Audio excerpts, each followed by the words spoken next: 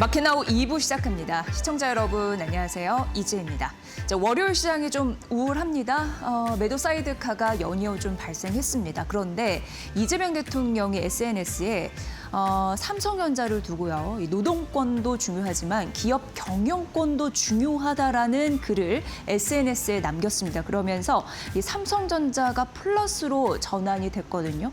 그러면서 자연스럽게 장중에 7,200선을 내놨던 코스피가 7,300선까지는 되찾으면서 움직이고 있습니다.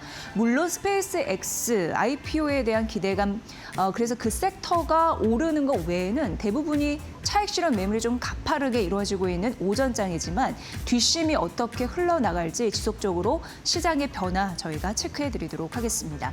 자, 브리핑 시작해보도록 하겠습니다. 삼성전자가 이재명 대통령의 SNS 글, 그러니까 노동권도 당연히 중요한데 기업 경영권도 중요하다라는 SNS의 글, 이런 이후에 삼성전자가 다시금 플러스로 전환된 거 오늘 오전장에 좀 확인이 가능했는데요. 일단 노무라증권이 삼성전자 59만 원, SK하이닉스 400만 원으로 목표 주가를 상향했고요. JP모건이 삼성전자를 48만 원, SK하이닉스를 300만 원으로 목표 주가를 상향시켰습니다. 지금 구조적으로 메모리 반도체의 사이클이 달라질 가능성이 있는데 그거를 LTA 장기 계약에서 봤거든요. 그런데 굉장히 중요한 공식이 하나가 나오고 있는 상황입니다. 예전에는 미국 시장은 워낙 실적 안정성 이런 부분에 담보된 부분이 있고 향후 기업의 이익이 증가할 것이라는 기대감 이런 부분이 있었기 때문에 그런 것이 추세적으로 이어졌기 때문에 주가의 그러니까 밸류에이션을 측정할 때 하나의 단위가 기준 단위가 PER로 했었습니다. 그런데 우리나라 같은 경우에는 시클리컬, 경기 민감 업종 이런 부분이라고 해서 경기의 변동성에 굉장히 취약했습니다. 그래서 경기가 좋거나 기업 환경이 좋을 때는 이익을 잘 벌어들였지만 그렇지 않을 때는 또 이익이 팍 줄어드는 흐름들이 있었거든요. 그래서 우리나라만큼은 미국 기업처럼 PER로 평가하지 않고 PBR, 그러니까 자산 대비해서 이익이 얼마큼 늘었는지 줄었는지를 판단하는 기준을 PBR이라고 하는데 그걸로 판단을 했습니다. 그런데 앞으로는 우리 메모리 반도체 워낙 갑의 입장에 있고 워낙 이익 창출이 뛰어나다 보니까 PBR이 아닌 PER 이런 공식 전환에 대한 가능성이 지속적으로 나오고 있는 상황이거든요. 그러니까 이것은 메모리 산업 같은 경우에는 구조적으로 성장 단계에 진입했음을 상징하는 굉장히 중요한 의미가 될 것 같습니다. 삼성전자 같은 경우에는 주주환원 재원 같은 경우에 24년부터 올해까지 예상치인데요. 160조 원 정도 전망이 되고 있는 상황이고 특히나 하반기에 뭔가 주주들을 위한 이벤트가 나올 것으로 예상이 되고 있는 바 상당한 특별 환원을 기대한다라는 언급도 지금 JP모건에서는 했습니다.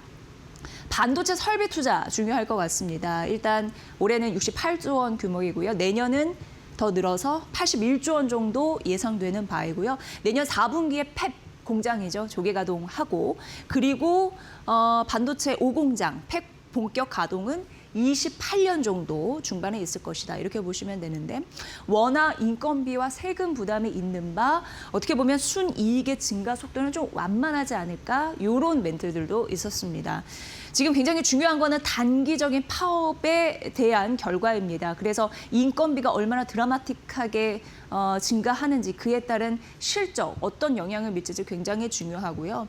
일단 5월과 6월 이런 파업 이슈가 지나가 보면 그 이후에 LTA의 어떤 그 논의가 이런 부분이 계약이 맺어지는지 이게 굉장히 중요한 모니터링의 변수가 되겠다 이렇게 언급을 했습니다. 삼성전자의 파업 이슈는 SK하이닉스의 가격, 주가에도 영향을 미칠 것으로 JP모건에서는 예상을 했는데 지금 삼성전자 주주 환원 얘기해서 SK하이닉스도 하나 써놨거든요. 총 240조 원의 현금 이런 부분이 환원이 될 것이다라고 하면서 작년부터 어떻게 보면은 내년까지의 예상치니까 이 부분도 확인해 보시면 될 것 같습니다. 네, 지금 하나증권의 리포트 오늘 눈에 띄었습니다. 저희가 지난주에 머리코드에서 김노코 반도체 연구원을 연결을 해서 LPDDI라고 해서 저전력 반도체가 메모리 산업에 얼마나 중요한 영향권을 주는지, 영향을 주는지 그런 부분을 쭉 분석을 해드렸습니다. 그러니까 저전력 반도체가 사실상 굉장히 가격이 강해지면서 예전에는 스마트폰에 쓰였는데 이제 AI 서버, 특히나 엔비디아의 베라 루비 차세대 모델 있잖아요. 베라가 CPU라고 그때 이제 말씀을 김록호 연구원이 잘 해주셨는데 그런 부분으로 수요 폭증에 따른 가격 경쟁력 우위 그런 부분에 있어서 삼성전자, SK 하이닉스가 실제적으로 도움을 받을 수 있다라고 언급을 했는데요. 김록호 연구원의 그 리포트 그런 부분은 저희 머니코드 전편 확인해 보시면 될 것 같고요. 일단 전반적으로 오늘도 차익 실현 매물이 나타나고 있습니다. 그런데 이렇게 떨어질 때 메모리 소부장, 반도체 소부장 섹터 같은 경우에는 비중 확대 기회다 이렇게 언급을 하고 있습니다. 그리고 가까이 중요한 이슈도 김록호 연구원이 언급을 했는데요. 오늘도 21일에 엔비디아 실적 발표 있습니다. 굉장히 또 중요한 분기점이 될 것 같습니다. 우리가 엔비디아 실적 발표를 보면서 최근 3년간 확인한 것이 있었습니다. AI 서버, 데이터 센터의 수요 이런 부분이 굉장히 강력하다라는 부분이었는데 이 부분을 다시 확인할 것으로 예상을 하고 가이던스 상향 여부 또한 중요하다라고 언급을 했으며 차세대 제품인 베라 루빈의 출하 시기 역시 확인할 수 있는지 이 부분도 중요 포인트다라고 언급을 했습니다.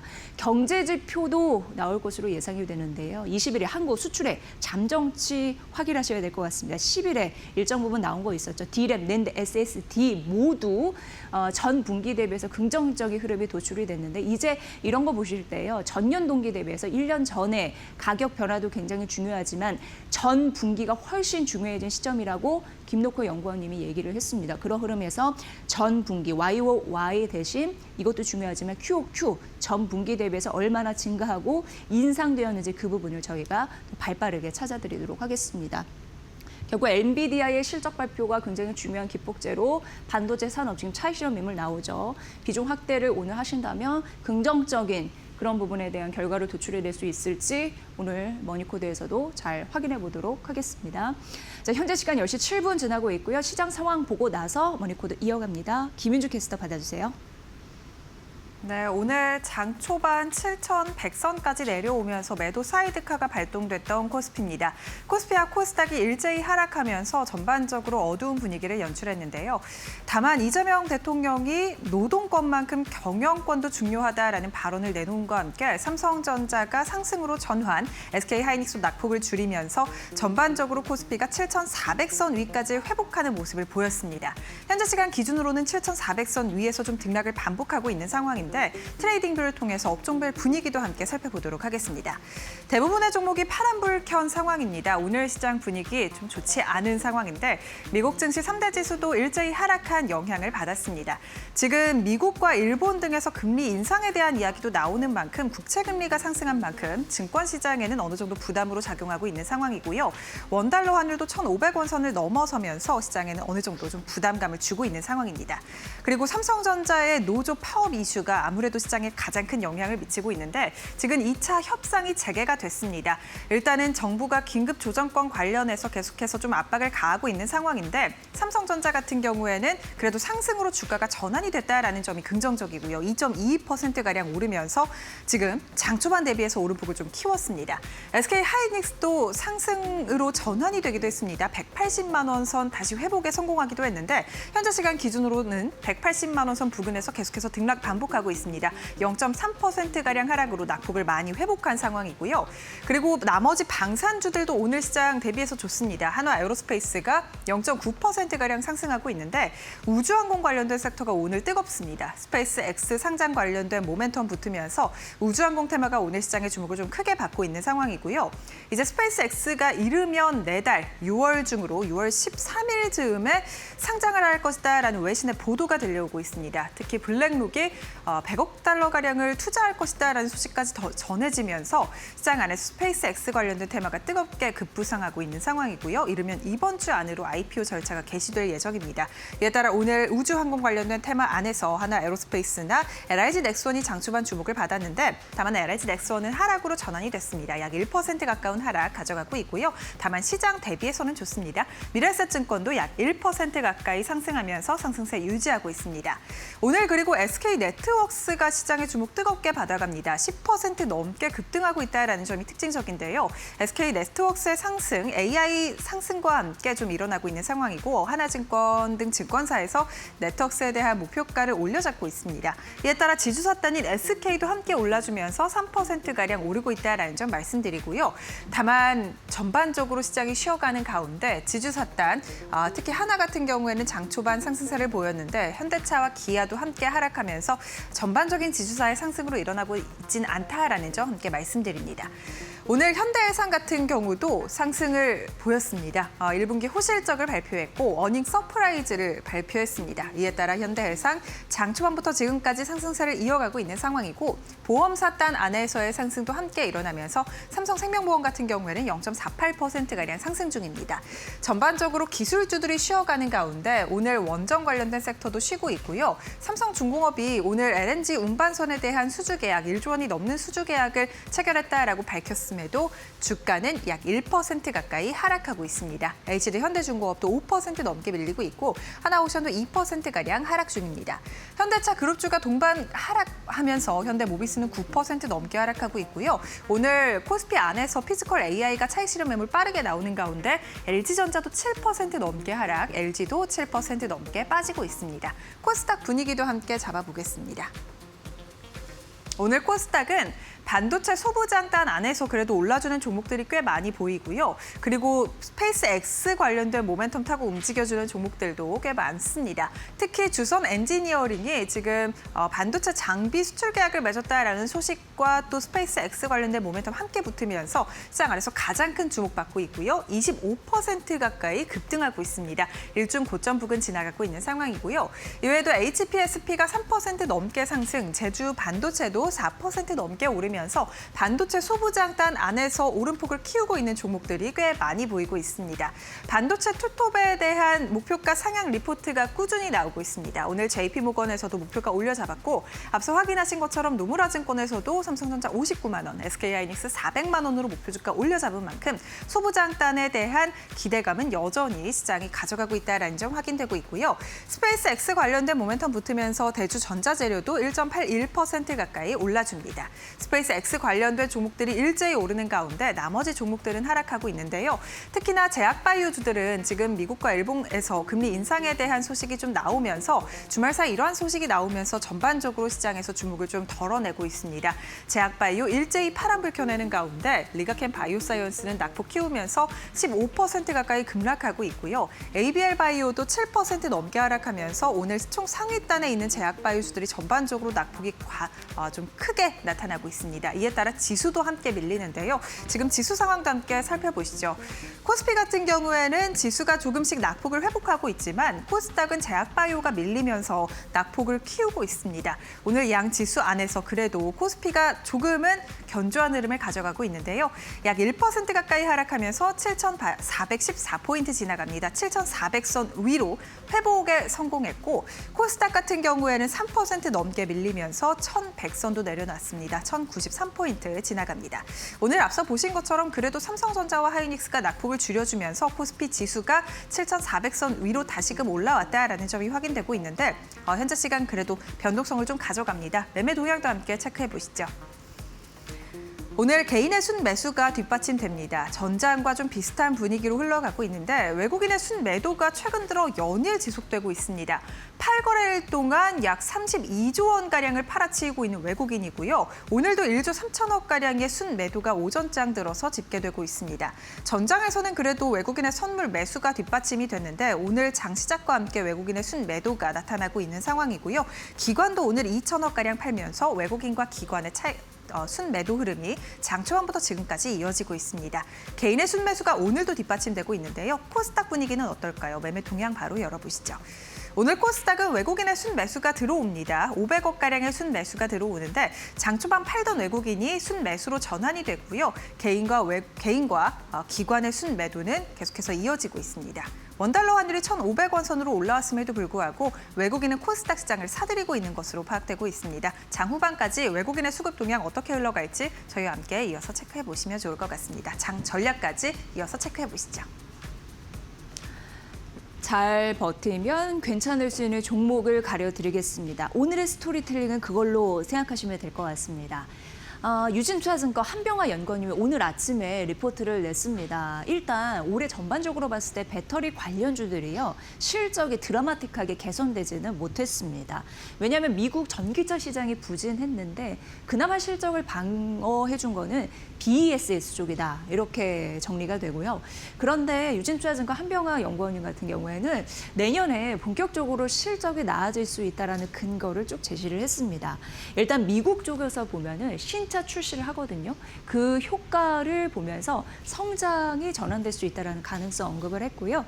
그리고 배터리 에너지 저장 전지 BES 굉장히 중요한데 그러한 시장이 증설 효과가 조금 더 본격화될 가능성이 있다라고 언급한 게 내년입니다.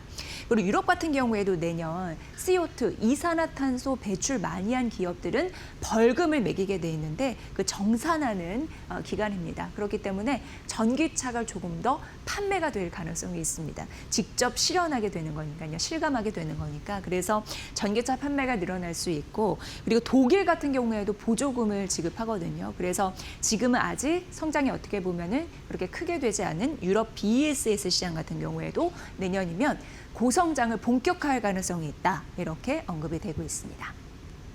2차 전지 관련해서는 BES가 굉장히 중요한 효자 섹터가 될 것으로 예상이 되는데 이게 업계 1위라고 할 수 있잖아요. CATL 이쪽으로 보면 BESS 관련해서 최고가 쓴 흐름들이 나타나는데 그러한 흐름들을 고스란히 반영하고 있지 않나라는 생각이 들고요.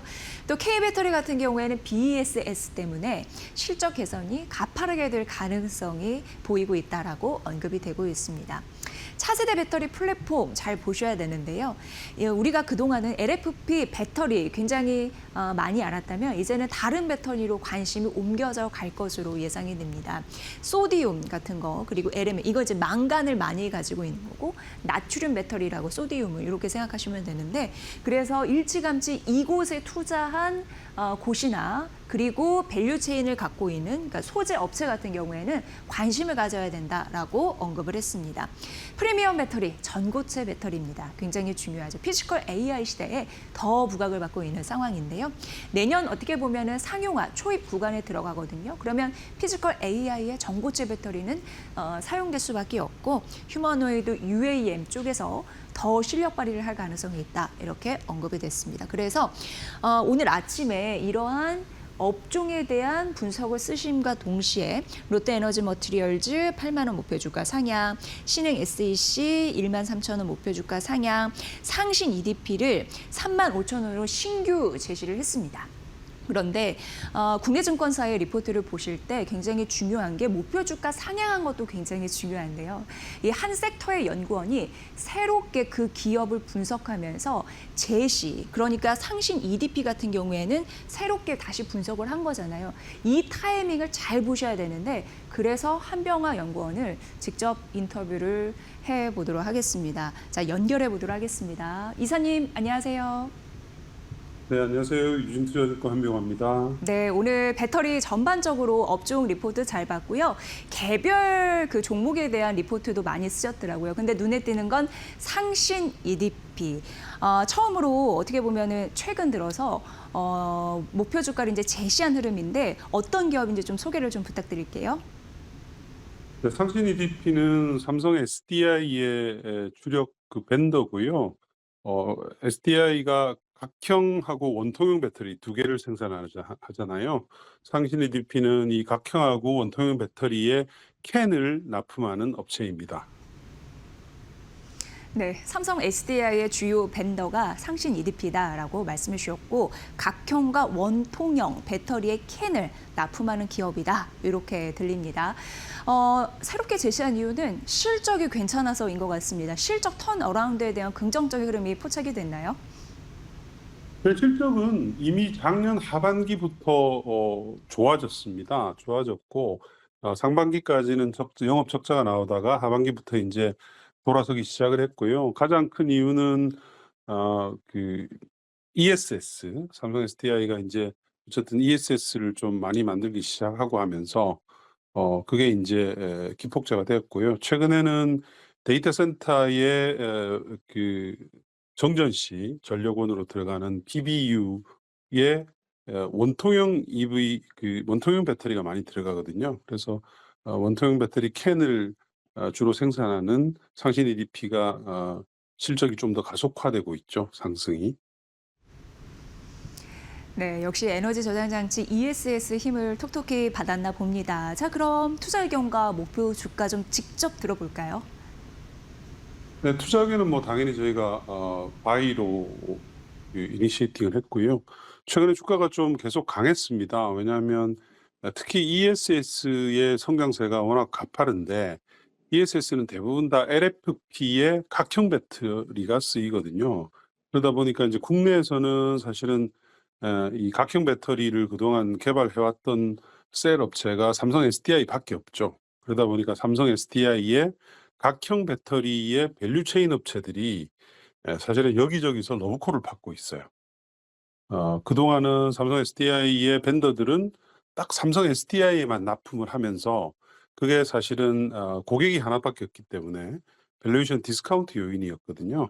근데 오히려 지금은 여러 셀 업체들 국내외를 막론하고 그 ESS 사업을 활성화하려는 업체들한테 러브콜을 받고 있기 때문에 최근에 밸류에이션이 높아지고 있는 상황이고요. 상신 EDP도 그걸 감안을 해서 과거에 이 회사가 받았던 PBR 밸류에이션 상단 근처를 적용을 한 35,000원을 저희가 목표 주가로 제시를 합니다. 유의미한 질적 성장이 기대가 되는 상황이네요. 이 밖에도 신흥 SEC 같은 경우에도 목표 주가를 상향하셨는데 그 이유를 좀 들려주시죠. 똑같습니다. 신흥 네. SEC도 지금 현재 이 회사의 턴어라운드를 이끌고 있는 것은 삼성 SDI의 ESS고요.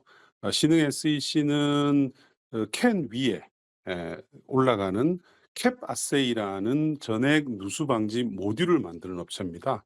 그러니까 신흥과 상신은 사실은 같은 페이스로 성장을 하는 그런 업체다고 이렇게 볼 수가 있고요. 그런 이유 때문에 턴어라운드를 했고요. 턴어라운드 했는데 요번 1분기는 이익률은 좀 낮았습니다. 근데 이제 그게 어떤 일회성적인 평가와 관련된, 그러니까 오래된 재고 관련해서 평가한다고 좀 이익률이 낮아졌고 2분기부터는 이제 정상화될 예정이기 때문에 그냥 삼성 SDI의 ESS 스토리에 계속 쫓아가는 이제 그런 업체거든요. 그러다 보니까 실적 성장 그리고 증설에 따른 내년도 이후로도 실적이 계속 좋을 것 같은 이런 지금 트렌드에 진입을 했기 때문에 저희들이 계속 긍정적으로 보고 있고요. 이런 삼성 SDI의 각형 배터리에 속해 있던 업체들이 최근에 밸류에이션 리레이팅이 계속 진행 중입니다. 진행도 이제 거기에 따라서 저희가 밸류에이션을 높여 잡았다 이렇게 보시면 될 것 같아요. 네, 오늘 아침에 굉장히 중요한 리포트였는데 인사이트 주셔서 감사합니다. 한병화 유진차증권 이사의 분석으로 함께 들으셨습니다. 고맙습니다. 네, 감사합니다. 네, 지금 방금 말씀해주신 신흥 SEC 그리고 상신 EDP 같은 경우는 처음으로 이제 목표 주가를 제시하는 그런 흐름들이 있었는데 주요 삼성 SDI의 주력 벤더로서 두 기업이 발맞춰서 간다라는 포인트 굉장히 중요했고요. 앞으로 배터리 2차 전지 관련주 굉장히 궁금하실 텐데 중요한 포인트 나오면 매일 아침 여러분께 리포트 그리고 직접 목소리를 담아서 전해드리겠습니다. 자, 다음 종목 만나보도록 할게요. 이수페타시스입니다. 사실 최근에 투자자들이 만족할 만한 그런 주가의 흐름을 못 보여준 것 같아요. 그런데 하나증권에서 김민경 연구원입니다. 머니코드에서 한번 인터뷰를 한 적이 있었고 이건 이제 다른 종목이죠. 그때는 LG전자 말씀해 주셨고 LG전자 그 이후에 폭등하는 흐름들이 있었고 오늘도 잘 가죠. 이런 시세에도. 어쨌든 이수페타시스 오늘 아침에 분석을 하셨더라고요. 그런데 이제 목표 주가를 18만 원으로 올려 잡았습니다.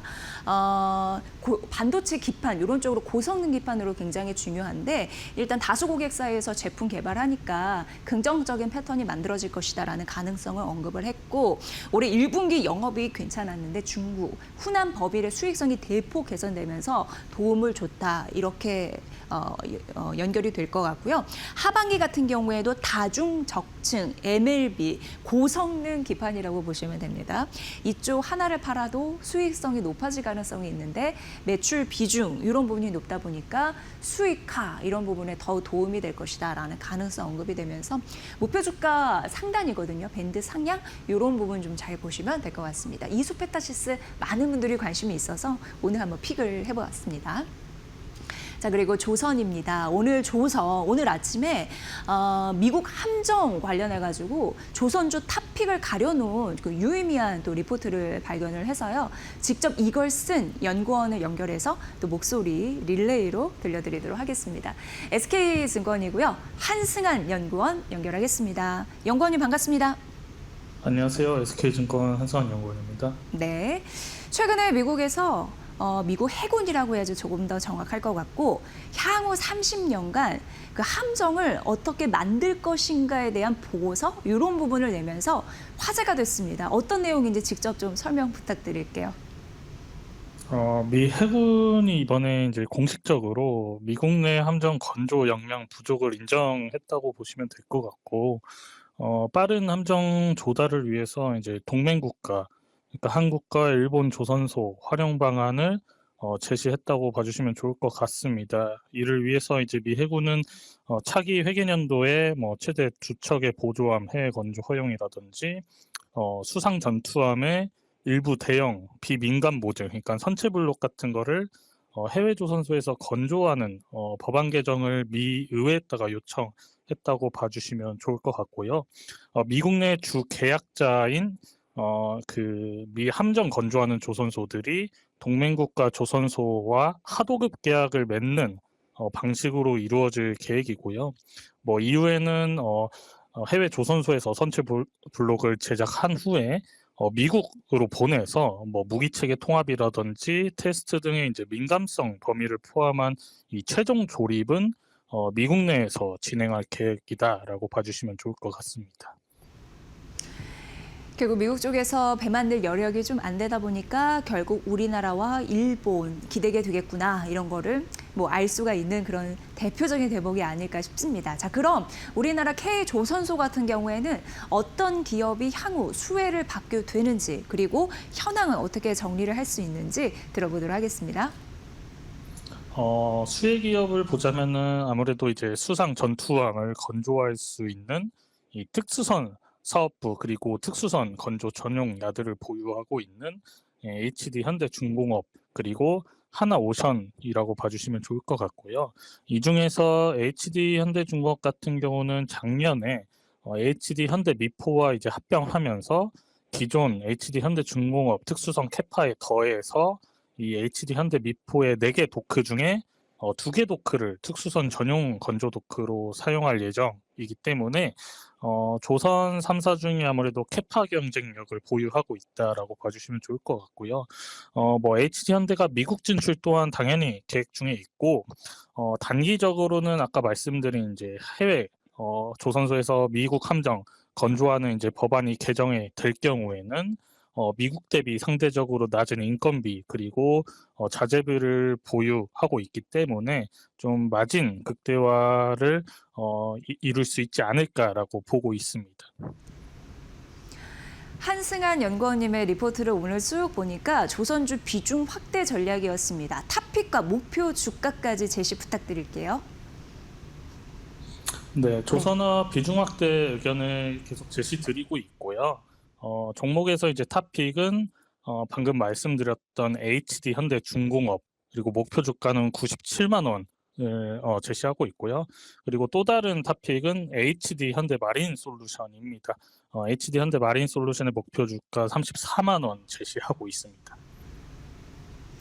HD 그룹 계열사들 말씀을 해주셨습니다. HD 현대중공업과 HD 현대마린솔루션 앞으로 저희가 관심 있게 보도록 하겠습니다. 한승환 연구원님 잘 들었습니다. 고맙습니다. 네, 감사합니다. 네. 저희가 이렇게 오늘 아침에 증권사 리포트를 열심히 쓰신 연구원님들 직접 연결해서 보여드렸습니다. 그리고 방송 보실 때 방송이기 때문에 굉장히 시각적인 자료가 중요하잖아요. 그래서 저희가 각 증권사 연구원님들의 리포트를 다시 PD님이 요거를 AI 자료로 시각화해서 여러분께 보여드리니까 그 부분 잘 참고해 보시면 훨씬 도움이 되실 것 같습니다. 오늘 그런 부분에서 전달이 좀 잘 되지 않았나 이런 생각 좀 내심 해보게 됐습니다. 다음 넘어가 보도록 하겠습니다. 마지막 이제 현대차인데요. 메리츠 증권에서 목표 주가를 95만 원으로 상향했는데 목표 주가 95만 원은 국내 증권사의 밴드 상향에 위치를 하고 있거든요. 근데 멀티 ANI 융합 개발, AGI 개발인데 요거는 노동을 하나가 한다. 그러면 요거는 노동을 여러 개를 수행을 한다. 이렇게 보시면 됩니다. 그러니까 결론적으로 여러 개의 AI가 합쳐서 결국 완벽한 AI를 만든다. 이런 개념으로 생각하시면 쉬우실 것 같고요. 일단 3단계가 있는데 첫 번째 같은 경우에는 자동차가 돌아다니잖아요. 그러면 여러 가지 제반의 현황, 그게 도시든 각 지역이든 사람들의 그 움직임이든 각종 데이터가 굉장히 많은데 그것을 수집합니다. 그래서 그거를 현실을 복제하는 월드 모델을 구축하게 되고요. 두 번째는 그 월드 모델이 구축이 되면 그 안에서 AI가 엄청난 학습을 하게 됩니다. 정교하게 훈련을 전개를 한다라고 보시면 되는데 그게 2단계고요. 세 번째는 가상 훈련을 마친 AI가 이제 실제적으로 현실에 와서 그거를 제대로 수행해낸다. 이렇게 해서 3단계가 있는 상황인데요.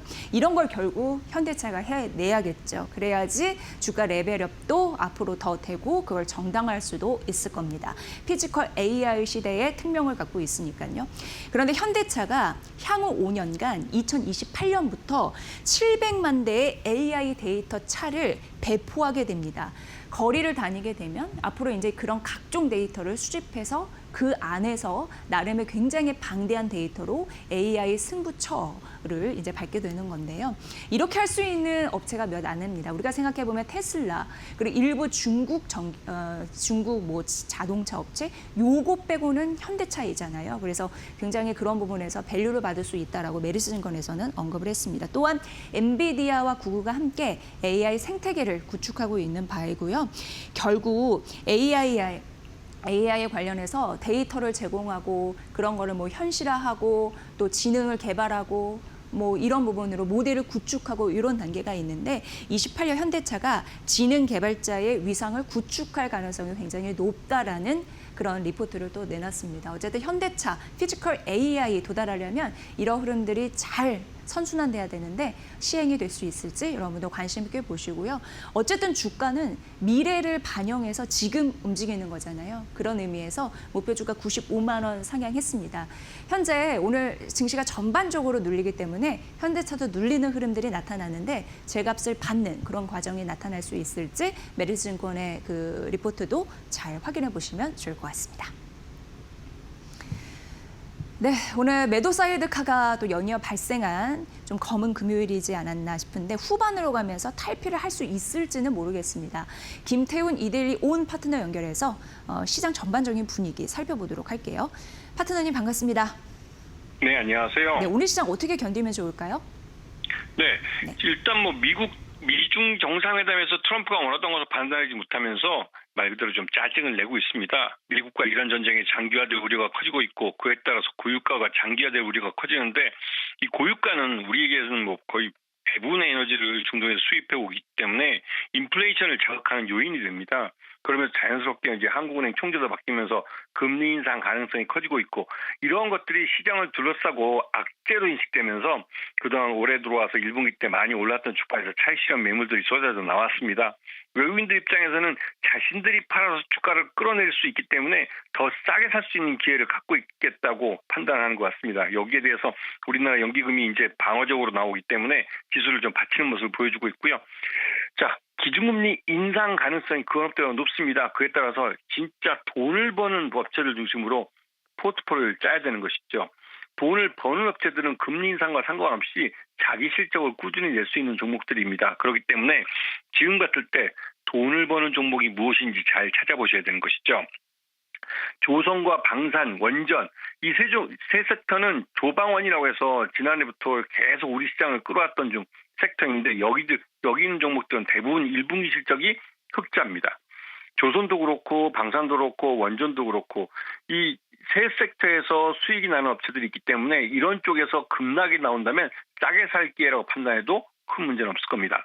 두 번째로는 2차 전지와 로봇주들인데요. 2차 전지와 로봇주들은 아직 적자인 회사도 많고 이 적자에서 흑자로 돌아서려고 하는 업체들이 좀 보이는 그런 섹터입니다. 그리고 하반기 가서는 흑자를 낼 가능성이 높은 종목들이 있죠. 특히나 2차 전지는 단순히 전기차 캐즘 때문에 주가가 많이 하락하고도 있지만 이제는 전기차 캐즘에서 벗어난다는 그런 숫자가 즉 전기차 판매율이 높아지고 있다는 것이 늘어나고 있다는 것이 숫자로 확인되고 있고 ESS 시장이 또 열리면서 ESS에서 나름대로 경쟁력을 또 갖게 됐습니다. 우리나라 한국 기업체, 한국 배터리 셀 업체들이 LFP 배터리를 양산하기 시작했다는 점이죠. 물론 여기에 대해서 중국이 이 나트륨 이온 배터리를 생산을 양산하겠다고 CATL이 발표하면서 이게 좀 걱정되긴 합니다. 하지만 CATL이 전 세계 모든 배터리를 생산할 수 있는 기업이 아닙니다. 이 말은 우리 한국 K배터리가 나눠먹을 게 있다는 것이죠. 그러면서 이 2차 전지 쪽도 잘 보셔야 되고 로봇주들은 아까도 말씀드렸지만 하반기 들어서 보스턴 다이내믹스가 1000대를 양산하겠다고 파일럿으로 양산하겠다고 했고 앞으로 향후 2년 동안 3만 개를 양산하겠다고 했습니다. 그리고 이번에 삼성전자의 지금 노사관계가 좀 악화되면서 파업을 예고했는데 이런 거 보시면 아시겠지만 우리나라 공장들은 이제 스마트 팩토리로 갑니다. 우리나라는 대기업들은 충분한 자본력이 있고 로봇 노동을 세계에서 가장 먼저 도입을 해서 대량 양산을 할 수 있는 그런 기업들이죠. 그러면서 이 노사분규, 삼성전자에서 발생하는 이 노사분규가 결국은 자본가들에게는 굉장히 큰 충격을 준 것이죠. 여기에서 로봇 노동이 조기에 도입될 가능성이 큽니다. 이 말은 로봇주들이 지금 충분히 싸지고 있다는 것이고 이 쌀 때를 노려한다는 것입니다. 자, 그리고 지금 이 섹터에 다시 한번 강조하겠지만 1분기 실적들이 대부분 발표됐고 그 1분기 실적이 좋은 종목들 중에 앞으로 하반기에도 좋아질 만한 그런 종목들을 찾아서 분할 매수하시면 충분히 좋은 가격에 내 포트folio에 좋은 종목들을 지금 담을 수 있는 그런 절호의 찬스입니다. 네, 절호의 찬스를 잘 누려야 될 텐데, 자, 오늘 관심주는 어떤 종목으로 그러면 승부를 걸어볼까요? 네. 로봇주 지난번에도 한번 말씀드렸지만 이 사면이라는 종목은 이 양산을 위한 공장 투자, 그러니까 증설 투자를 이미 완료를 했고 증설 투자한 분야에서 방산과 이 로봇 쪽, 특히 방산 쪽 같은 경우 이미 세계적으로 우리나라 제품들이 수출되고 있는 게 확인되고 있기 때문에 그 부분의 실적이 나올 것이고요. 로봇은 하반기에 양산을 태울 가능성이 크기 때문에 그것 때문에 실적이 좋아질, 즉 앞으로 누울 자리가 좋은 종목이기 때문에 이런 사면 같은 종목을 보셔야 됩니다. 그래서 이런 사면을 지금 쌀 때 편입해 두시는 게 장기적인 안목에서는 말 그대로 두 다리 쭉 뻗고 잘 수 있는 기회를 만드시는 그런 기회가 될 것입니다. 네, 편안한 선택지이다 강조하시네요. 로봇주의고 굉장히 저평가돼 있다로 들립니다. 네. 사면 관심 있게 보겠습니다. 고맙습니다. 네, 감사합니다. 네, 김태훈 이데일리 온 파트너입니다. 자, 세간의 관심은 삼성전자에 집중이 돼 있습니다. 그에 관해서 우리가 어떻게 바라봐야 될지, 그리고 오늘 어떻게 보면은 매도 사이드카가 또 발동이 됐잖아요. 이 시장을 어떻게 잘 견뎌서 승부를 거머쥘지 그 다음 코너에서 속 시원히 저희가 분석 전해드리겠습니다.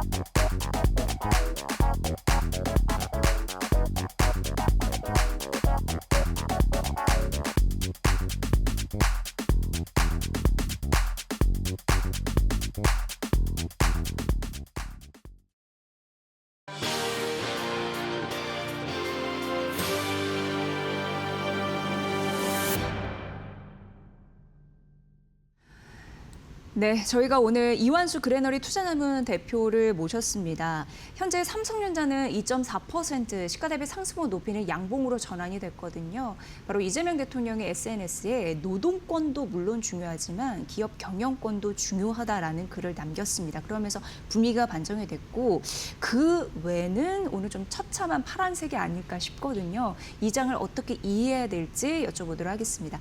어서 오세요. 안녕하십니까. 네. 자, 일단 삼성전자부터 얘기를 네, 하도록 하겠습니다. 네, 네. 원래 이제 중요한 이슈는 바로 삼성전자입니다. 파업 이슈 있습니다. 네, 어떻게 그렇죠. 볼까요? 예. 일단 뭐 저는 해결을 기대를 하고 있습니다. 하고 있고요. 왜냐하면 이제 삼성전자 노조 문제가 이제는 뭐 삼성전자의 문제가 아니라 사실 전 국민의 문제가 됐기 때문에 이건 해결될 수밖에 없다. 뭐 네. 노조 측에서 보는 게 영업이익의 15% 성과급 요청인데 5월 20일 날 파업 예정을 하고 있지만은 사실 경영자 측도 지금 이미 협상을 지속하고 있고 그다음에 토요일 날 또 이재용 회장님이 또 직접 또 대국민 사과까지 했기 때문에 네. 경영자 쪽에 대한 어떤 여론 악화는 사실 또 없다고 제가 보고 있거든요. 그다음에 정부도 지금 여론 악재라든지 또는 긴급 조정 경고까지 한 상황이기 때문에 사실 노조 측도 또 이번 기회에 정부의 어떤 협상안을 또 받아들여야 되지 않을까라는 네. 걸 보고 있고요. 저는 이제 그보다 중요한 게 사실 이번에는 투자자 측의 어떤 대응이 사실 좀 남달랐다. 왜냐하면은 주주가치 훼손을 뭐 눈에 보듯 뻔하기 때문에 결국 소송까지 불사하겠다 정도로 지금 나와 있는 상황이라고 보면은 결국은 노조 측도 자기들의 어떤 이제 뭐 입장이 있겠지만은 끝까지 고수할 수는 분명히 없다라고 지금 판단이 되고요. 네. 뭐 파업 시에 순이익의 한 15% 정도가 감소하겠죠. 왜냐하면 15% 요청을 했으니까. 그러면 사실 EPS도 좀 많이 떨어질 것 같고 그다음에 추정 PR도 좀 많이 올라가면서 전반적으로 삼성전자의 어떤 주주 가치는 훼손되는 게 눈에 보이는 거고요. 뭐 반면에 삼성전자 같은 경우는 나중에 이런 손실 부분들을 이제 뭐 반도체 가격 인상으로 또 뭐 메꿀 수도 있다는 얘기가 나오고 있지만은 중요한 것은 이렇게 바뀔 수가 있겠지만 결국 기업의 펀더멘탈은 계속 유지가 될 수 있다는 것은 저는 뭐 그 명확한 사실이기 때문에 네. 요거 이번 이제 이 파업 이슈 같은 경우는 저는 좀 약간 이벤트적으로 좀 보시는 게 더 좋지 않을까 이렇게 지금 보면서 오늘 정도의 해결을 좀 기대하시는 게 더 좋지 않을까 이렇게 지금 보고 있습니다. 네, 어쨌든 그 기대감일까요? 뭐 빠지지는 않고 네, 있다. 그렇습니다. 지금은 이렇게 좀 방어막이 쳐진 그런 상황입니다. 자, 그리고 앞서서 저희가 잠시 언급해드렸지만 대표님께 조금 더 직접적으로 들어야 될 것 같습니다. 이번 주는 엔비디아 실적 발표도 그렇죠. 있는데 네. 최고로 잘 나올 것이다 이렇게 예상은 되는데 그래도 그 중에서 굉장히 중요한 관점 포인트가 숨어 있을 것 같아서요. 네, 사실 실적에가 안 나온다고 생각할 수는 없어요. 뭐 일단 뭐 실적에 대한 것은 저희가 믿고 가야 되니까 엔비디아 같은 경우는 지금 1분기 매출 전망치가 한 788억 달러 전년 대비해서 80% 증가한 걸로 나와 있는데 올해 전체적으로 2027년도 그 엔비디아는 회계연도가 지금 2027년도예요. 전망치가 3,757억 달러로 전년 대비 74%입니다. 증가하는 걸 나와 있는데, 그러니까 1분기가 80% 나온다고 생각한다는 거 보면은 저는 이 정도면 올해 아마 전반적인 엔비디아의 실적 전망치를 한 80% 이상 높여도 되지 않을까 이렇게 네. 지금 보고 있기 때문에 만약에 이 정도 수준 나온다라 그러면 저는 엔비디아 올해 저는 뭐 실적에 대한 기대감 걱정 안 하셔도 될 것 같다 이렇게 지금 보여지고요. 관전 포인트는 뭐 항상 세 가지가 보이거든요. AI 양산 및 공급 상황 어떤지 한번 체크 좀 해야 될 것 같고요. 두 번째는 데이터 센터 수익성이 과연 유지가 가능한지, 세 번째는 뭐 중국 시장 매출 회복세인데 일단은 최근에 이제 AI 반도체 생산이 약간 좀 제한적인 게 눈에 보이거든요. 뭐 다른 게 아니라 중간재 확보 어려움이 있습니다. 그러니까 뭐 HBM이라든지 아니면 DDR7 같은 네네. 이런 제품들 특히 삼전, SK하이닉스, 마이크론 쪽에서 사실 이게 공급을 크게 늘리지 않고 있기 때문에 이런 중간재 확보하는 데 좀 어려움이 있고요. 그다음에 마찬가지로 TSMC 같이 파운드리 쪽에서 생산 능력이 사실 또 제한적으로 돼 있어요. 그러다 보니까 엔비디아 같은 경우는 더 매출을 늘리고 더 수익성을 올리고 싶어도 사실 나머지 부분에서 제한적이다 보니까 요즘 올리질 못하고 그냥 가격만 올려서 사실 매출을 크게 시키는 그런 눈에 보이거든요. 그래서 지금 뭐 하반기 때 AI 이제 수요 사이클 지속 지금 저희 여부는 계속 보고 있기 때문에 블랙에다가 이제 하반기부터 이제 베라루빈이 나오거든요. 그래서 네. 그게 이제 하반기 때 또 포함된다고 하면은 저는 수익성이 더 높아지지 않을까. 그렇다고 보면 AI 양산 및 공급 뭐 저는 충분히 더 확대할 수 있을 것 같고요. 데이터 센터 수익성들은 아까 말씀드렸던 그런 생산적인 측면에서 약간 좀 제한적성들이 보이기 때문에 그렇다고 해서 이게 후퇴하는 건 아니고 계속 지금 상승하겠지만은 조금 이제 상승 속도가 좀 우려질 수 있다 이렇게 지금 보여지고 있고 중국 시장 매출 회복세는 사실 제가 보기엔 이미 올해 2027년도에 회계연도에는 사실 중국 매출 비중을 거의 넣지 않았거든요. 그렇다 보니까 만약에 중국 시장 이번 특히 미중 정상에서 나온 부분들이 뭔가 좀 성과가 이제 차후적으로 나온다 했을 경우에는 저는 매출에 더 플러스가 되지 않을까 이렇게 본다라고 하면은 엔비디아의 실적은 되게 저희 걱정 안 하셔도 될 것 같고 만약에 더 좋게 나온다 그러면 삼전과 SK 하이닉스, 마이크론까지 저희가 반도체 업황에 추가적인 저희들이 이제 성과를 더 기대할 수 있지 않을까 이렇게 지금 보고 있습니다. 근데 일각에서는 그런 얘기도 하더라고요. 물론 엔비디아 실적이 굉장히 중요하기는 한데 사실 이번에 미중 정상회담에 그 젠스랑 CEO가 동행했잖아요. 그러면서 중국으로 칩 수출이 가능한지 그와 또 추론형 칩 이런 부분도 주목을 해야 된다라고 언급이 되던데 어떻게 보십니까? 뭐 다양한 의견이 있을 수 있어요. 왜냐하면 사실 미국 상무부가 엔비디아 H200이죠. 호퍼 200을 중국 기업에 구매 승인을 한 지는 사실 지난해 말이거든요. 이미 했는데 뭐 알리바바라든지 텐센트, 바이트댄스라든지 데이지닷컴, 레노버, 폭스콘 하여튼 10개사에 대한 수출 승인을 해줬는데 사실 그동안 구매가 제로였어요. 뭐 이유가 딴 게 아니라 중국 정부가 자국 내 반도체 산업 육성을 위해서 사실 해당 제품에 대한 윈도우 가이던스죠. 이걸 통해서 사실 구매를 못하게 했다는 측면이 가장 강한 거고요. 두 번째는 또 중국 정부가 H200 제품 대신에 중국 내 이제 화웨이 어센드라든지 아니면 캠브리콘의 MPU라든지 아니면 바이두의 쿤론, 그다음에 알리바바의 한광 800 같은 이런 상품들을 독려했거든요. 근데 이 상품들은 사실 알고 보시면은 추론형 칩들이에요. 그러니까 어떻게 보면은 엔비디아가 팔고 이제 블랙이라든지 호퍼 같이 범용은 아니거든요. 그러다 보니까 어떻게 보면 이제 중국 같은 경우는 생태계 자체가 이렇게 지금 추론형 칩 쪽으로 좀 더 쏠려 있기 때문에 앞으로 마켓에서 글로벌 마켓에서 추론형 칩 쪽이 조금 더 성과가 더 좋지 않을까. 왜냐하면 중국 요즘 보시면 사실 데이터 센터를 막 짓는다라기보다는 주로 로보틱스라든지 아니면 이제 뭐 우주항공이라든지 이런 전반적으로 보시면은 추론형 칩 쪽이 더 지금 수요가 강하거든요. 그래서 그런 쪽을 지금 얘기하는 것 같은데 저는 뭐 당연히 중국발 추론형 칩 글로벌 수요 확대 가능하고요. 하지만은 범용 특히 블랙웰이라든지 아니면 베라루빈 같은 범용은 사실 그거에 맞춰갖고 더 커지기 때문에 한쪽으로 이렇게 치우친다라고 보시다보다는 그동안 못 올랐던 부분들이 계속 치고 올라오기 때문에 전반적인 AI 칩의 어떤 수요라든지 이런 부분들은 더 기하급수적으로 증가할 수밖에 없다 이렇게 지금 보셔야 될 것 같습니다. 네. 그리고 챙길 게 너무 많습니다. 그리고 그 하루 전에 구글의 안드로이드 쇼가 또 개막을 하는데 제미나이 2.0이나 AI 에이전틱 시대에 뭔가 획기적인 기술을 선보일까에 대한 기대감이 좀 있으시더라고요. 최근 알파벳 같은 경우에는 그래도 AI 수익화 논란에서 조금 벗어나는 흐름들은 나타나고 있잖아요. 그래서 긍정적인데 더 강한 모멘텀을 실어줄 수 있을지 궁금합니다. 저는 좀 가능하다고 보고요. 아마 이제 시작 발표 앞서서 구글 이제 안드로이드 쇼 같은 경우에는 저는 AI 생태계를 더 확장시킬 수 있는 그런 기회가 되지 않을까. 특히 지금 저희가 기대하고 있는 게 차세대 이제 AI 제미나이 3.0 버전이고 지금 2.5 버전인데 3.0 버전이 과연 어느 정도 수준일까 사실 기대가 좀 크고요. 그다음에 에이전틱이죠. 에이전틱 AI가 어느 정도 발전했을지. 그래서 기존과 같이 단순 정보 검색을 넘어서 스마트폰뿐만 아니라 이제 웨어러블 로보틱스라든지 자동차 자율주행까지 일상 도입을 주도적으로 처리하는 혁신적인 AI 기능들이 아마 대거 공개될 예정이다.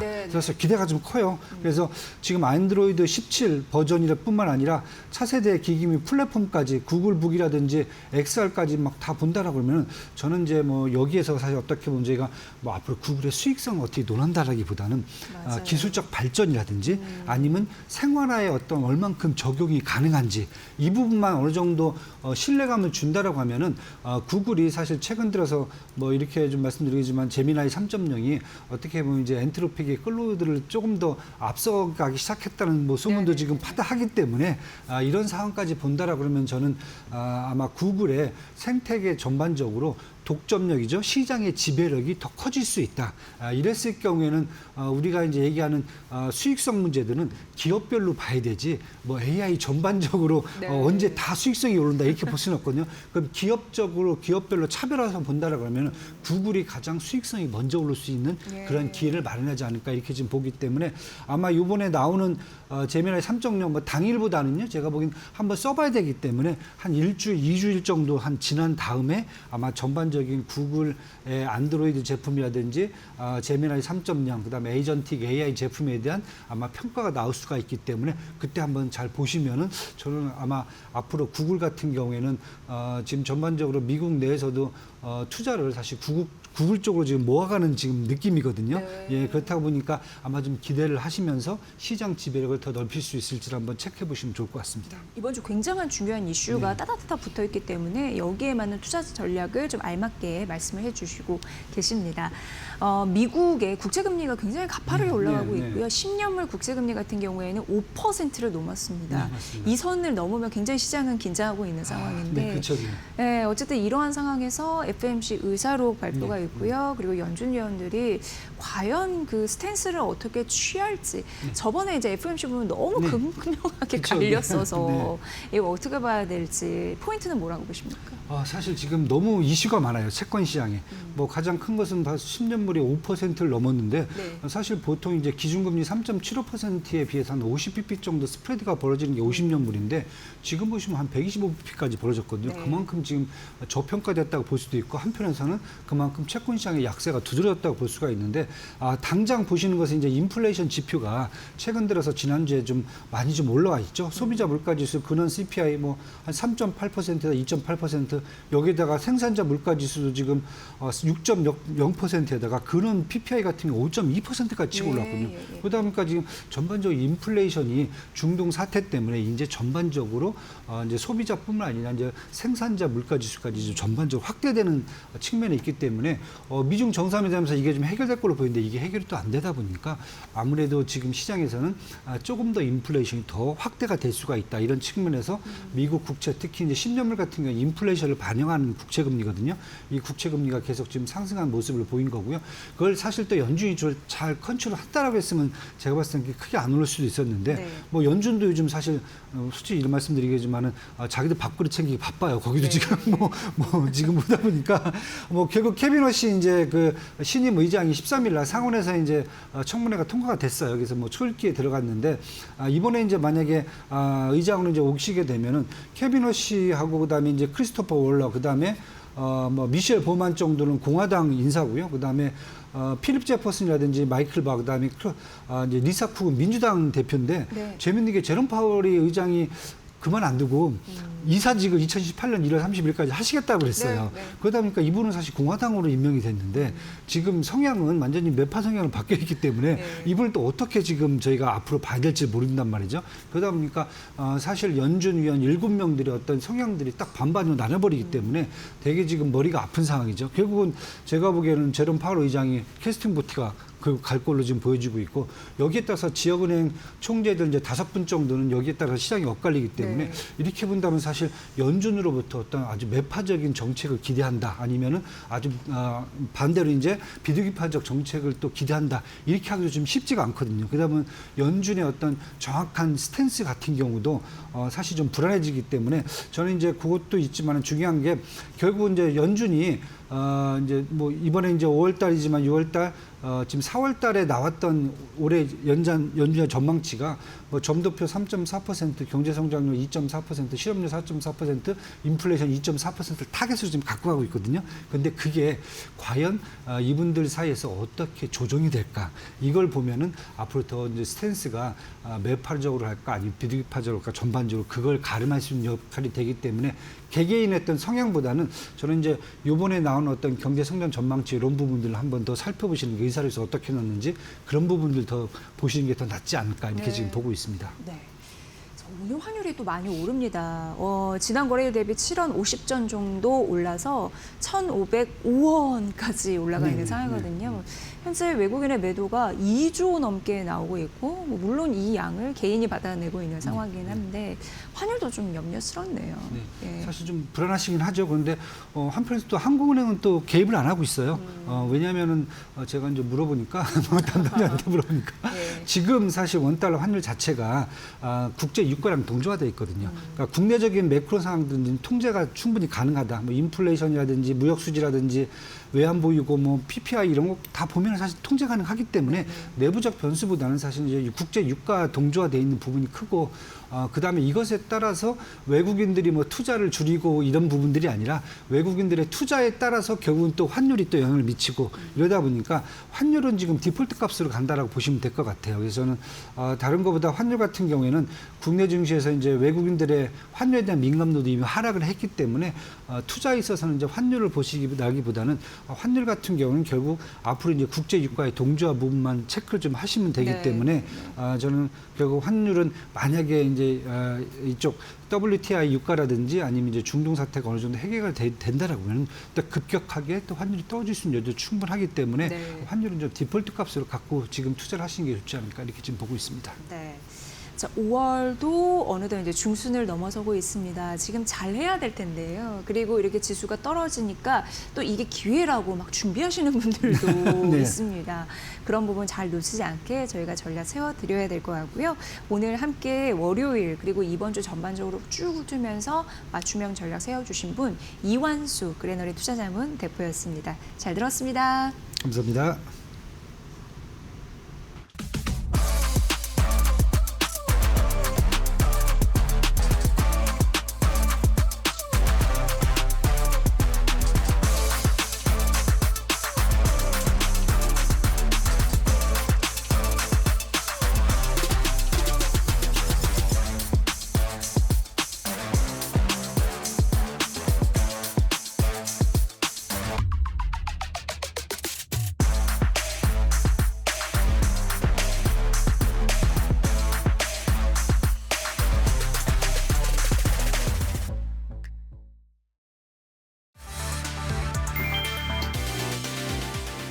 미국 10년물 국채 금리가 심리적 저항선인 4.5%를 돌파하며 글로벌 금융시장에 거대한 충격을 주었다. 5월 15일 장중 사상 처음으로 8,000피를 찍으며 환호했던 코스피는 외국인의 31조 원 폭탄 매도세에 밀려 순식간에 폭락세로 돌아섰다. 중동 전쟁 장기화와 유가 폭등이 인플레이션 공포를 자극하며 글로벌 금융위기 이후 19년 만에 최고 금리를 이끌었다. 전례 없는 고금리 공포가 시장을 덮치자 글로벌 자금은 위험 자산인 주식을 버리고 안전 자산인 채권으로 빠르게 이동했다. 고금리 직격탄을 맞은 빅테크 기업들이 AI 설비 투자를 축소하면서 후방 산업인 삼성전자와 SK하이닉스도 성장 제동의 위기에 직면했다. 전문가들은 달러 환율 상승과 외국인의 차익 실현 욕구가 맞물려 당분간 한국 증시의 매서운 조정을 경고했다.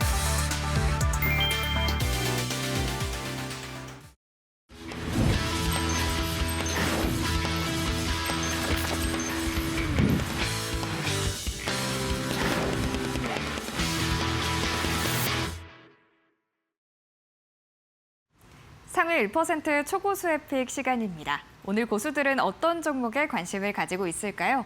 오늘 오전장 기준 고수들의 매수 상위 종목 1위부터 5위까지 함께 열어보겠습니다. 1위부터 5위권입니다. 지금 시장에서 쉬어가는 대형주 위주로 좀 투심이 붙고 있습니다. 삼성전자와 SK하이닉스 들어와 있고요. 또 두산 로보틱스와 현대차 같은 로봇주도 이름을 올렸습니다. 먼저 반도체 투탑부터 체크해 보겠습니다. 지금 반도체 투탑 지난 금요일 장부터 낙폭이 두드러졌습니다. 그래도 오늘 오전 중에 조금씩 그 투심을 회복하고 있는 상황인데 잠시 후에 전략 세워보도록 하겠습니다. 나머지 종목들은 일제히 빠지면서 저가 매수세 유입됩니다. 특히 두산 로보틱스 같은 경우에는 오늘 장중에 52주 신고가를 터치하자마자 바로 하락 전환이 됐습니다. 10% 넘게 하락하고 있고 또 현대차 같은 경우에도 그간의 상승폭이 부담으로 작용하면서 주가 덜어냈습니다. 바이오주 보르노이도 오늘 5% 넘게 하락하면서 고수들의 저가 매수세 붙어 나갔습니다. 이렇게 매수 상위 종목 1위부터 5위까지 함께 살펴봤고요. 오늘은 SK하이닉스 그리고 두산 로보틱스 관련해서 전략 세워보겠습니다. 이데일리TV 신일섭 전문위원님 모시고 이야기 나눠보겠습니다. 위원님 안녕하세요. 네, 오늘 SK하이닉스 관련해서 여쭤보고 싶은데요. 장중에 170만 원까지 빠지기도 했더라고요. 그런데 증권가에서는 400만 원 목표가 제시했어요. 이거 정말 실현이 가능할지, 언제쯤 반등을 다시 할 수 있을지 궁금합니다. 네, 일단 지금 SK하이닉스는 상승세로 돌아섰고요. 180만 원을 돌파했네요. 지금 190만 원 근처까지 가는데 일단 굉장히 반전입니다. 지금 초반만 해도 지금 현대차 그룹이라던가 LG그룹, 피지컬 AI가 상승세를 이어가면서 반도체주의 그 반락을 메꿀 줄 알았는데 지금 삼성전자가 5% 가까이 급등하고 있고요. SK하이닉스도 2% 가까이 급등하면서 지금 대반전이 일어나고 있죠. 자, 그리고 코스닥에서도 지금 주성 엔지니어링이 상한가에 진입을 했습니다. 지금 원익 IPS가 13위에 있고 주성 엔지니어링이 7위에 있죠. 지금 SK하이닉스와 삼성전자로 양분된 우리나라 반도체 시장에서 삼성전자 향이라고 하면 원익 IPS고 SK하이닉스라고 하면 주성 엔지니어링이라고 할 수가 있겠거든요. 지금 주성 엔지니어링의 퍼포먼스가 훨씬 더 좋습니다. 오늘 그리고 세계 최초로 ALG 장비를 출하를 했죠. 원익 IPS든 주성 엔지니어링이든 똑같이 증착 장비 위주의 장비 회사입니다. 우리나라가 소부장 하지만 장부소라고 부르는 게 순서상 맞다고 말씀을 드렸잖아요. 장비를 먼저 발주가 장비에서 떨어진 다음에 그 다음 부품, 그 다음 소재로 떨어지기 때문이죠. 그리고 시가총액도 그래서 마찬가지입니다. 장비 회사들이 소재 부품 회사들보다 시가총액이 훨씬 크죠. 그래서 지금 코스닥의 시가총액 7위 주성 엔지니어링은 반도체 장비 회사 중에서 가장 높습니다. 8위가 리노공업인데 오늘 리노공업을 제쳤거든요. 자, 지금 주성 엔지니어링의 ALG 장비는 이 ALD 장비라는 보통 원자층 증착 장비라고 하죠. 그러니까 이게 눈이 소복히 내리지 않습니까? 기판 위로 눈이 소복히 내리듯이 뿌리는 게 ALD인데 ALG는 왜 세계 최초로 이렇게 각광을 받느냐? 그 눈을 뿌리는 거를 모든 면에서 눈을 뿌리는 것처럼 뿌리는 최초의 방식이기 때문이에요. 그러니까 요즘에 면적을 최대한 활용하는 거에 다들 혈안이 되어 있잖아요. 지금 인공지능신에서 어떻게든 면적을 줄여야 되고 모든 면을 활용해야 되는 거기에서 증착 장비에서 모든 면에 눈을 촥 뿌리는 ALG 장비 그것 때문에 지금 환호를 하는 겁니다. 그래서 주성 엔지니어링이 상한가 간 것과 더불어 가지고 지금 SK하이닉스의 상승 반전까지 지금 삼성전자 파업을 할지도 모르는 이 와중에 지금 삼성전자랑 SK하이닉스가 약세를 보여서 우리나라가 오늘 블랙 먼데이를 보내면 어쩔까 하는 두려움이 있었는데 오늘 지금 대반전이 일어나고 있습니다. 그거에는 삼성전자의 급등, 그다음에 SK하이닉스의 강세 반전, 그다음에 주성 엔지니어링의 상한가까지 이렇게 우리나라 대표 반도체 주식과 반도체 장비회사 주식의 분전이 있었습니다. 네, 두산 로보틱스 관련해서도 추가로 여쭤보고 싶은데요. 오늘 장중의 변동성이 상당합니다. 혹시 좀 이슈가 있는지 궁금합니다. 네, 두산 로보틱스를 비롯해서 오늘 사실 로봇주가 장 초반에 강했는데 지금 보니까 다 마이너스로 일단 돌아선 상황입니다. 자, 그래서 두산 로보틱스도 함께 그렇게 된 것 같고요. 왜냐하면 지금 LG전자의 모습을 보면 되는데 LG전자가 지금 장 초반에 5% 가까이 아마 갔었을 거예요. 지금 볼까요? 근데 지금 8% 마이너스가 나오고 있거든요. LG전자가 지금 그 피지컬 AI의 대장이죠. 자, 그쵸? 오늘 아침에 거의 6% 가까이 갔다가 지금 8% 밀리니까요. 고점으로 따지면 무려 15% 가까이 지금 밀리고 있는 상황이거든요. 지금 이런 상황에서 나머지들도 지금 다 비슷한 상황으로 지금 흘러가는 것 같습니다. 지금 여러분들 흐름이 현대차에서 촉발된 건 아시죠? 현대차가 자동차로 간 게 아니라 피지컬 AI로 갔었죠. 현대차가 스승의 날 77만 4,500원 찍고 이 고점에서 쭉 내려왔죠. 오늘도 음봉으로 시작을 했습니다. LG전자는 어떤가요? 5월 15일 날 이 현대차보다 훨씬 더 늦게 만약에 갔습니다. 그리고 지금 오늘 빠지고 있죠. 근데 이런 것들이 지금 이제 전반적으로 이제 고점을 찍고 다 내려오고 있습니다. LG CNS도 마찬가지죠. 똑같습니다. 그리고 이제 맨 마지막에 갔던 LG 지주회사가 마지막에 가고 이것도 꺾였잖아요. 그리고 지금 나머지도 다 마찬가지예요. 레인보우 로보틱스라던가 두산 로보틱스 지금 고점 찍고 다 내려오고 있죠. 지금 다 이런 식입니다. 지금. 그러니까 지금 대장주 로봇 대장이 위에서 꺾이다 보니까 나머지도 다 꺾이고 있습니다. SPG 같은 부품주들 꺾이죠. 근데 얘는 올라간 게 얼마 안 되기 때문에 내려가는 폭이 약해서 그런 거지 모습이 다 똑같죠. 그러니까 지금 대장주만 보시면 됩니다. 현대차가 스승의 날 기점으로 꺾였죠. 여기서도 지금 보실 수가 있는데 이렇게 일봉도 마찬가지예요. 얘 지금 현대차는 월봉도 지금 사실 과열권에 접어들었거든요. RSI가. 일봉상에서도 마찬가지예요. 지금 다 마찬가지죠. 현대차 그리고 LG전자 봐봐요. 지금 전부 똑같아요. 다 과열권이죠. LG CNS 그리고 레인보우 로보틱스 다 고점에서 두산 로보틱스 다 똑같죠. 다 RSI 70 이상을 찍고 그렇죠. SPG는 아예 과열권에 접어들지 않았으니까 약한 거고 나머지들은 다 고점에 들어가는 순간 꺾이잖아요. 이러니까 지금 여기서 이게 이제 다 이렇게 떨어지고 나서 이거 전쟁이 다시 발발할까 봐 떨어지네. 채권 시장 때문에 떨어지네. 그 무슨 이유가 나올지 몰라요. 삼성전자가 총파업하겠네. 그거 알기 전에 이미 이 주도주의 모든 종목들이 다 RSI 과열권에 있었다는 거죠. 그러니까 신규 매수는 금지 영역이었던 거예요. 그러니까 이런 것들을 명심하지 않고 그냥 오늘 아침에 SK에서 400만 원 우표 주가 나왔더라. 해가지고 그럼 로봇주도 지금 주도주인데 덩달아 이렇게 샀다가 죄다 이렇게 물려서 최소한 일주일 동안 고생할 수도 있는 거죠.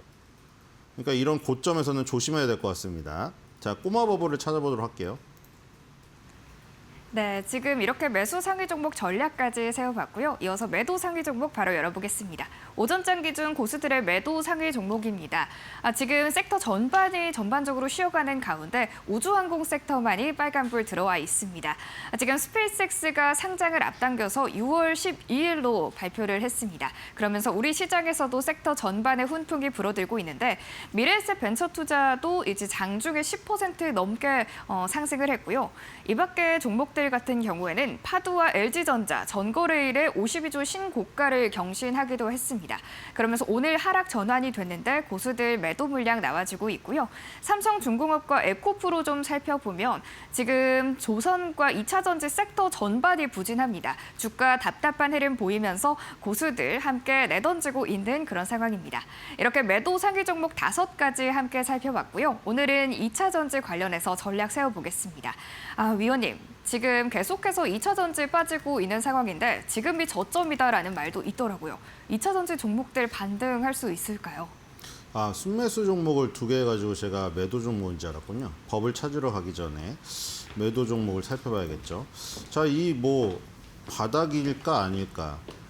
글쎄요. 지금 고점상으로는 이 에코프로나 에코프로 BM이 2023년도 7월 달에 우리나라 2차전지가 가장 뜨거웠을 때죠. 예를 들어 에코프로로 보면 에코프로가 그때 대장이었으니까 30만 원. 30만 원 갔다가 지금 12만 원 있거든요. 그러니까 절반도 안 되는 가격이에요. 근데 그 당시에 에코프로나 에코프로 BM은 전기차 캐즘에 빠지기 직전에 전기차가 최고일 때의 어떤 퍼포먼스였거든요. 그때 상황이. 지금 에코프로가 그 당시에 시가총액 1위죠. 지금 아직도 사실 워낙에 크기 때문에 시가총액이 크기 때문에 아직도 3위긴 하거든요. 근데 일단 알테오젠 1위로 올라갔죠. 에코프로 BM 에코프로가 그렇게 부진했는데도 워낙 시가총액이 크기 때문에 아직도 저 정도 상황이긴 해요. 2, 3위를 하긴 하는데 문제는 지금 거기까지 갈 수 있을 것이냐. 2023년도 7월 달까지. 그러면 그때 당시로 다시 돌아가야 되는데 다들 아시다시피 그때 에코프로 BM LNF 난리 났고 그다음에 삼성 SDI, 그다음에 LG, 그다음에 LG엔솔 그런 이 종목들이 엄청나게 갔죠. 포스코그룹도 다 거기 2차전지 얽혀가지고 지금 그런 퍼포먼스가 약해졌잖아요. 근데 어쨌든 간에 윗바닥에서 이 정도 올라왔으면은 20만 원 가까이 갔으면은 한 번 갈 때까지 갔다고 생각이 되거든요. 여기도 마찬가지잖아요. 끌어올려가지고 RSI 과열권을 딱 찍자마자 지금 급락했거든요. 지금. 그러니까 그 2023년도 7월 때까지 갈런지는 모르겠어요. 근데 일단은 두 번째 매수 기회가 오고 있다. 그거는 말씀드릴 수 있겠어요. 왜냐하면 항상 보면 아까 전에도 보여드렸잖아요. 다들 로봇이나 이런 것들 아무리 LG전자 좋다, 현대차 좋다고 해도 과열권에서 잡았을 때 얼마나 부담감이 있는가를. 근데 에코프로 BM 같은 경우에는 지금 과열권이 아니에요. 밑으로 빠져나와서 밑에서 올라오는 10개월 선도 지금 이 지지를 받을 수가 있는 영역이고, 그래서 이제 여유 있게 매수할 수 있는 구간이긴 한데, 전기차 캐즘 빠지기 이전에 그 고점까지 바라보겠느냐, 그것에 대한 뭐 적인 있죠. 예를 들어서 그런 것들은 그나마 나요. 지금 이런 종목들 있잖아요. 금연 같은 종목들. 이건 지금 기사 회상하기 어려운 지금 상황이죠. 이런 것도 있다고요, 지금. 그리고 뭐 저희 코스피 종목도 보겠습니다. 뭐 삼성 SDI나 이런 것도 보면은 지금 똑같아요. SDI 하나 볼게요. SDI도 마찬가지죠. 삼성 SDI는 지금 2022년, 2023년 거기까지 갔다가 지금 고점 4개에서 맞고 떨어지는 형국이거든요. 그러니까 지난주에 조선주 보여드렸죠. 똑같죠. 갈 수 있을 최대치까지 일단 갔어요. 1차적으로. 그래서 고점에 지금 그 저항을 느낄 만한 부분까지 갔기 때문에 일단은 숨업을 해야 된다. 이렇게 보시면 될 것 같습니다. 자, 이제 진짜로 버블을 찾아보도록 하겠습니다. 네, 현재 상황 살펴보겠습니다. 우리 증시 오늘 개장 후 약 20분 정도 지난 시점에 매도 사이드카가 발동됐습니다. 필라델피아 반도체 지수가 4% 넘게 하락하고 또 미국 30년물 국채금리가 5%대로 올라서면서 시장에 부담을 주었기 때문에 이 미국 3대 지수가 모두 하락 마감했는데요. 우리 국내 증시도 역시 영향 고스란히 받아가면서 조정을 받는 모습입니다. 지난주에 강세를 보였던 이 피지컬 AI 모멘텀 받아갔던 현대차그룹과 LG전자 역시 상승분 일부 반납하는 모습이고요. AI 기술주 중심으로 좀 매도세가 붙으면서 하락하는 흐름 이어지고 있습니다. 이 중 삼성전자는 장 초반 4% 가까이 빠졌다가 현재는 저가 매수세 유입되면서 2%대 상승 보이고 있습니다. 보시다시피 버블맵 상으로는 전체적으로 좀 파랗게 질려 있는 상태인데요. 이 중 거의 유일무이하게 빨간불 켜고 있는 우주항공 섹터 만나보겠습니다. 우주항공 관련주 오늘 관련 호재가 명확합니다. 기업 공개 일정을 앞당겼다는 소식에 국내 관련 종목들 모두 일제히 튀어 올랐는데요. 원래는 6월 28일 이 일론 머스크 생일에 맞춰서 좀 공개가 될 예정으로 점쳐졌다면 6월 12일 나스닥 상장이라는 소식이 전해졌고요.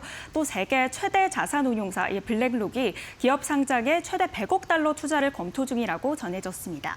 이에 관련해서 대규모 투자를 했던 미래에셋 증권도 올랐고요. 특수 합금 계약을 맺고 있는 스피어 현재 8% 가까이 상승 중입니다. 그렇다면 위원님, 이 관련해서 좀 우주항공이나 스페이스X 관련주를 갖고 있다면 아무래도 6월 좀 중순 말까지는 계속 보유를 하고 있는 게 좋을지도 궁금하고요. 이 스피어 관련해서 현재 좀 오르고 있더라고요. 이 종목 오늘 신규 매수를 하는 건 좀 어떻게 보시나요? 일단 이거를 밑에서부터 가지고 있는 사람은 진짜 여유가 엄청나게 있죠. 지금 오늘 스페이스X 섹터가 11%로 혼자 두 자릿수 섹터 상승률을 보이고 있거든요. 단독 1위예요. 지금 뭐 2위는 LED 장비가 올라오고 있는데 거기는 아마 주성 엔지니어링이 끼어 있어서 LED도 있기 때문에 LED 장비가 올라오고 있는데 주상 엔지니어링이 워낙에 탁월하게 오르고 있죠. 하드캐리 하는 것이고 골고루 오르고 있는 것은 스페이스X거든요. 지금 캔코어 에어로스페이스는 이미 상한가에 진입을 했고요. 센서뷰, 아주 IB 투자 여기까지가 지금 두 개가 20%대 상승을 올리고 있어요. 바로 밑에 HVM도 지금 거의 19%니까 20% 가까이 왔거든요. 지금 스페이스X 관련주가 전반적인 강세를 보이고 있겠죠. 근데 여기에 뭐 LG 에너지 솔루션이 끼어 있는데 이건 2차 전지가 더 강하기 때문에 혼자 약세를 보이고 있습니다. 자, 미래에셋 증권까지 오르고 있는 상태인데 자, 여기서 밑에서 이제 수익을 많이 거두고 계신 여유 있으신 분들은 당연히 끌고 가야죠. 이거는 수익을 극대화시켜야 되기 때문에 스페이스X 상장 일정 이상, 일정 끝맺힘 지을 때까지 상장하는 날까지도 가져가도 됩니다. 근데 이제 여기서 새로 사는 게 문제겠죠. 자, 아까 전에 이제 월봉에서 이거는 스페이스X 관련주는 이미 언제 과열권이냐면은 작년 말에 이미 과열권에 접어들었어요. 그러니까 지금 미국 증시 중에 미국 종목 중에서 이런 것들이 많거든요. 아니 그러면은 여기에 이미 접어들면 그 손 놓고 볼 것이냐. 이렇게 초강세 종목들 있죠. 과열권에 접어들어서 1년 내내 혹은 2년 내내 지속되면서 그냥 계속 상승하는 종목들. 그건 어떻게 들어가냐 그러면 그거는 밑단에서 들어가야 됩니다. 그러니까 뭐냐면은 월봉 이하의 그 봉에서 들어가야 된다는 거죠. 월봉이 그렇게 뜨거우면 그냥 평생 못 들어가요. 이런 것들은 아예 만약에 처음에 못 잡으면 아예 손도 대지 말아야 됩니다. 손도 대지 말거나 아니면 하려면 월봉에서 과열권이라 그렇게 뜨겁다는 것을 인정을 하면서 주봉, 일봉에서 타이밍을 잡아야 되는 거예요. 자, 스피어 같은 거 보시면 월봉에서 과열권이죠. 계속해서 80 이상이에요. 80 이상이 뭡니까? 지금 90 가까이 갔는데요. 90 가까이 있는 와중에 주봉에서 4월 달에 여기서 지금 과열권에서 빠져나오잖아요. 빠져나오면서 20주선 근처에 갔죠. 바로 이때 사는 겁니다. 이때 사서 언제? 과열권에 접어들 때까지 다시 들고 가는 거죠. 2026년도 3월 달 고점까지. 일봉도 마찬가지거든요. 여기가 아까 전에 그 3, 4월 달이 여기잖아요. 주봉에서 빠져나올 때. 주봉에서 3, 4월 달에 여기서 과열권에서 빠져나오죠. 그거를 좀 더 세밀히 볼 수 있는 건 뭔가요? 일봉이죠. 월, 주, 일, 분 이렇게 나가는 거잖아요. 세밀하게. 여기서 지금 일봉에서 3월 달쯤에 여기서 빠져나오잖아요. 빠져나오고 일봉에서는 몇 일선입니까? 60일선이죠. 이 정도에서 과열권에서 빠져나왔을 때 조금 차가울 때 이 어떤 이동평균선이나 이런 지지선에서 매수를 하는 거죠. 그럼 여기서 신규 매수가 가능하죠. 신규 매수해서 그럼 언제까지 끌고 가냐? 6월달 중순 상장 일정까지 끌고 가던가 아니면 목표 주가를 정하는 거죠. 이 2026년도 3월달에 전고점 아니면 나는 과열권에 접어들어서 80 이상 갈 때 팔겠다. 이런 식으로 잡고 들어가는 겁니다. 안 그러면 월봉에서 이렇게 초과열권에서 뜨겁게 가는 것들은 아예 처음에 못 들어갔으면 손을 대지 말아야 되는 것이고요. 이런 식으로 하면 될 것 같고 그래서 스피어는 이런 식으로 주봉이나 일봉에서 타이밍을 잡고 들어가서 목표 주가를 잡고 들어가는 방법이 있다. 이렇게 정리가 되겠습니다. 네, 다음 섹터 만나보겠습니다. 미중 정상회담에서 전쟁과 안보 관련해서는 큰 소득 없이 마무리가 된 가운데 트럼프 미국 대통령이 이란에 대한 압박 수위를 다시금 높이고 있습니다. 이란 군용기를 타격하는 AI 영상을 계속해서 소셜미디어에 올리는가 하면 이란은 시간이 얼마 남지 않았다. 서두르지 않으면 전부를 잃게 될 것이다. 라면서 좀 압박 수위를 높이고 있는데요. 관련해서 다시 방산 관련 종목들이 꿈틀거리는 움직임을 보이고 있습니다. 위원님, 그렇다면 이 한화 에어로스페이스나 LIG 넥스원 같은 종목들을 보면요. 이 추후 종전을 하게 되면 주가 하락을 무조건 면치 못할 것이다. 이런 분석도 있고 이런 우려와 함께 또 동시에 어차피 전쟁 반발 이전으로 주가가 내려왔기 때문에 그런 부담도 적고 지금이 저가 매수 기회다라는 분석도 있더라고요. 혹시 방산주 전망에 대해서는 어떻게 보시나요?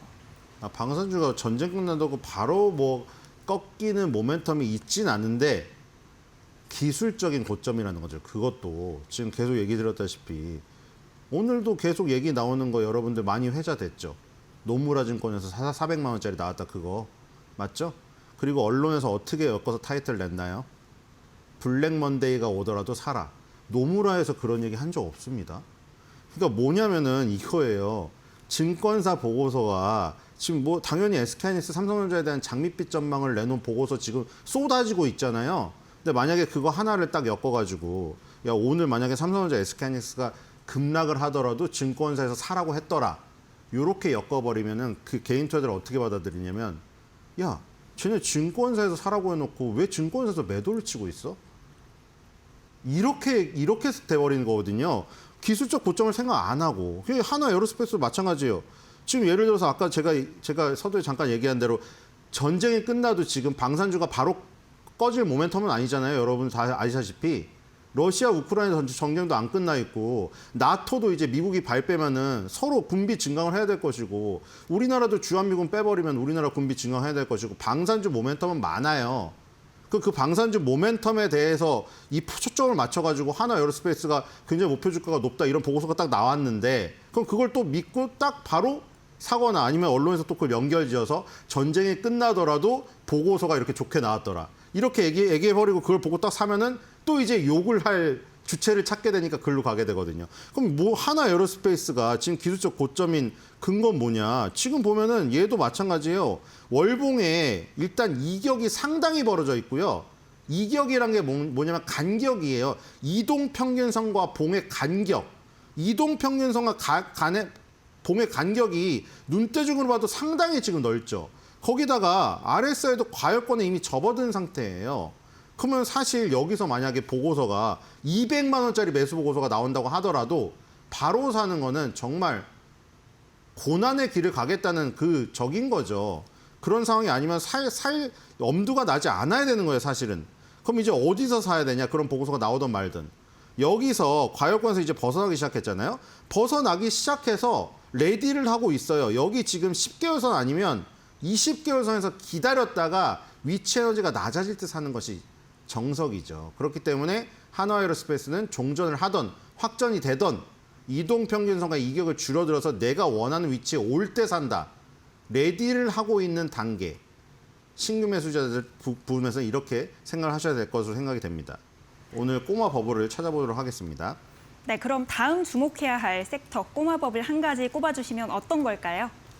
예, 그래서 다시 이제 음식료주에 좀 주목을 하려고 합니다. 왜냐하면 음식료주가 선조정을 받았고, 그래서 지금 뭐 반도체도 있고 뭐 저기 로봇도 있고 뭐 여러 가지 있잖아요. 근데 만약에 조정이 조금 더 온다고 하면 음식료나 그동안 약했던 제약 섹터 있죠.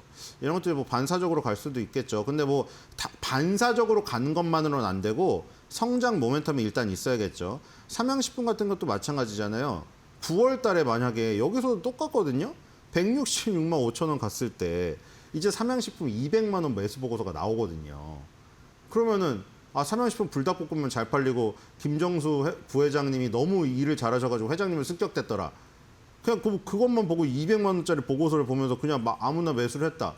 그럼 이제 야, 증권사 왜 보고서를 내놓고 팔아? 이렇게 되죠. 그때 당연히 이 기술적인 고점에 이 징후가 다 있잖아요. 이격이 상당히 벌어져 있는 데다가 RSI 과열권도 정도가 있는데 90 가까이 갔어요. 이것도. 90 가까이 갔을 때 그럼 덜컥 9월 달에 샀으면 지금 몇 달을 허비합니까? 이 9월 달 이후에 아까 말했던 그 반도체주 SK 하이닉스, 삼성전자 날라갔고 로봇, 현대차, LG까지 날라갔는데 기회비용 그만큼 날려버린 거예요. 그렇죠? 그리고 나서 그러면은 삼양식품을 그때 사지 말고, 물론 이걸 그대로 다 될 수는 없겠죠. 시뮬레이션으로 생각해 봤을 때 기회비용을 안 날리고 삼양식품을 판 다음에 SK 하이닉스, 그 다음에 지금 뭐 로봇주 신나게 했으면 또 돈을 벌었을 거 아닙니까? 그리고 아까 전에 말했듯이 로봇이나 이런 것들은 또 고점에 들어갔잖아요. 고점 징후가 있잖아요. 그럼 이제 여기서 이제 고점에서 얘는 RSI 그 고점에서 벗어났죠. 벗어나고 여기 보시면 어디 닿았습니까? 20개월 선에 정확히 닿지 않았습니까, 여기?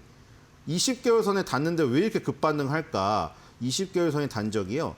2023년도 이후에 3년 만이거든요. 무슨 얘기인지 아시겠죠? 그 정도로 오랜만에 닿기 때문에 당연히 반발이 일어나게 좋은 타이밍이죠. 이럴 때 매수를 하는 겁니다. 그래서 지금 아직도 매수가 약간 유효한 측면이 있다. 이렇게 보시면 될 것 같습니다. 오늘의 꼬마 버블은 음식료입니다. 네, 음식 관련 업종 중에서도 삼양식품 살펴봤습니다. 지금까지 위원님과 함께 시장 진단해봤고요. 함께 전략 세워봤습니다. 오늘 말씀 고맙습니다.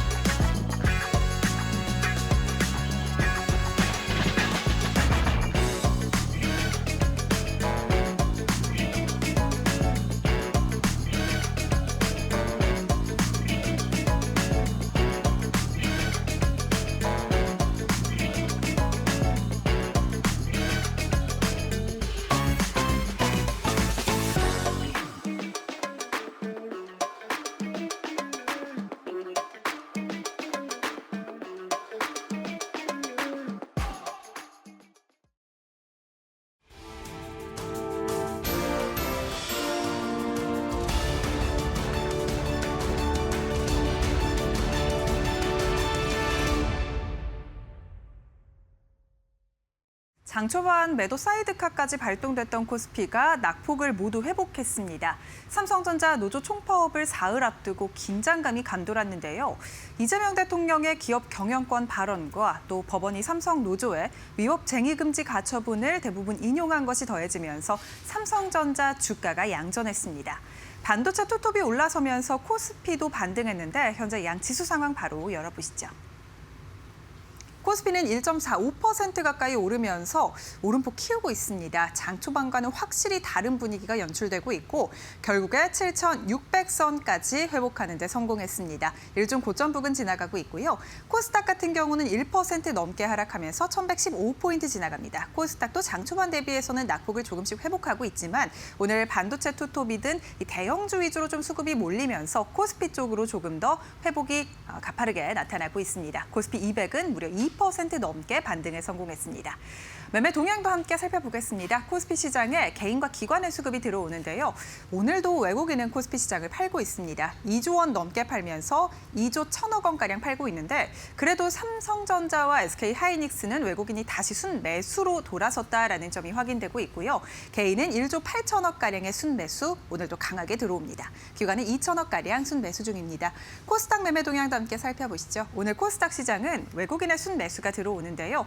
다만 매수폭을 조금 줄이면서 약 600억가량 순매수하고 있고요. 개인과 기관은 순매도 기조 유지 중입니다. 개인은 100억가량, 기관은 700억가량 순매도 중입니다.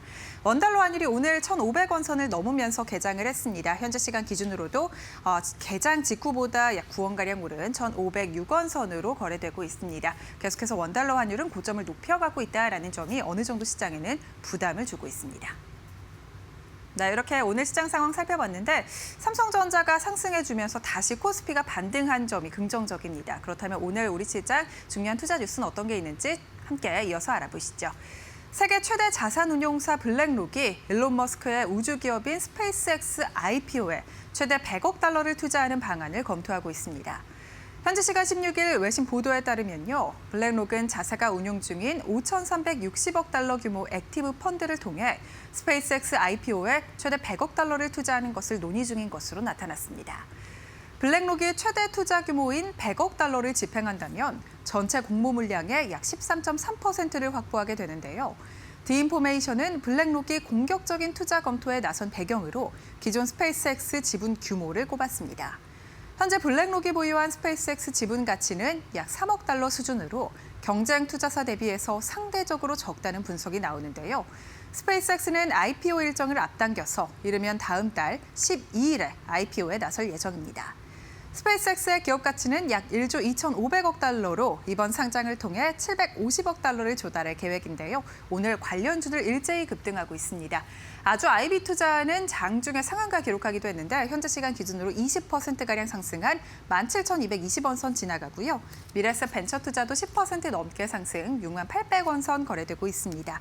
오늘 우주항공 섹터가 전반적으로 강합니다. 캔코아 에어로스페이스 상한가 유지 중입니다. 25,950원 선 거래되고 있고요. 주선 엔지니어링도 스페이스 X 관련된 기대감 그리고 반도체 장비 관련해서 공급 계약 소식이 또 나오면서 상한가 기록 182,200원 선 거래되고 있습니다. 미국과 중국 간 정상회담 이후 미국 중 간 종전 협상이 교착되면서 시장의 변동성이 확대되고 있습니다.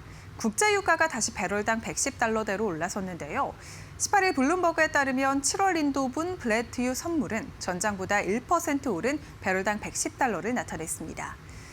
미국과 이란 간 전쟁 이후 브렌트유가 110달러 선을 넘어선 건요. 지난 6일 이후로 12일 만인데요. WTI 선물 가격도 전장 대비해서 1.75%가량 오른 배럴당 107달러를 기록했습니다. 유가 상승으로 인플레이션 우려는 더욱더 커지고 있습니다. 이에 따라 주요국 국채 금리도 함께 오르고 있는데요.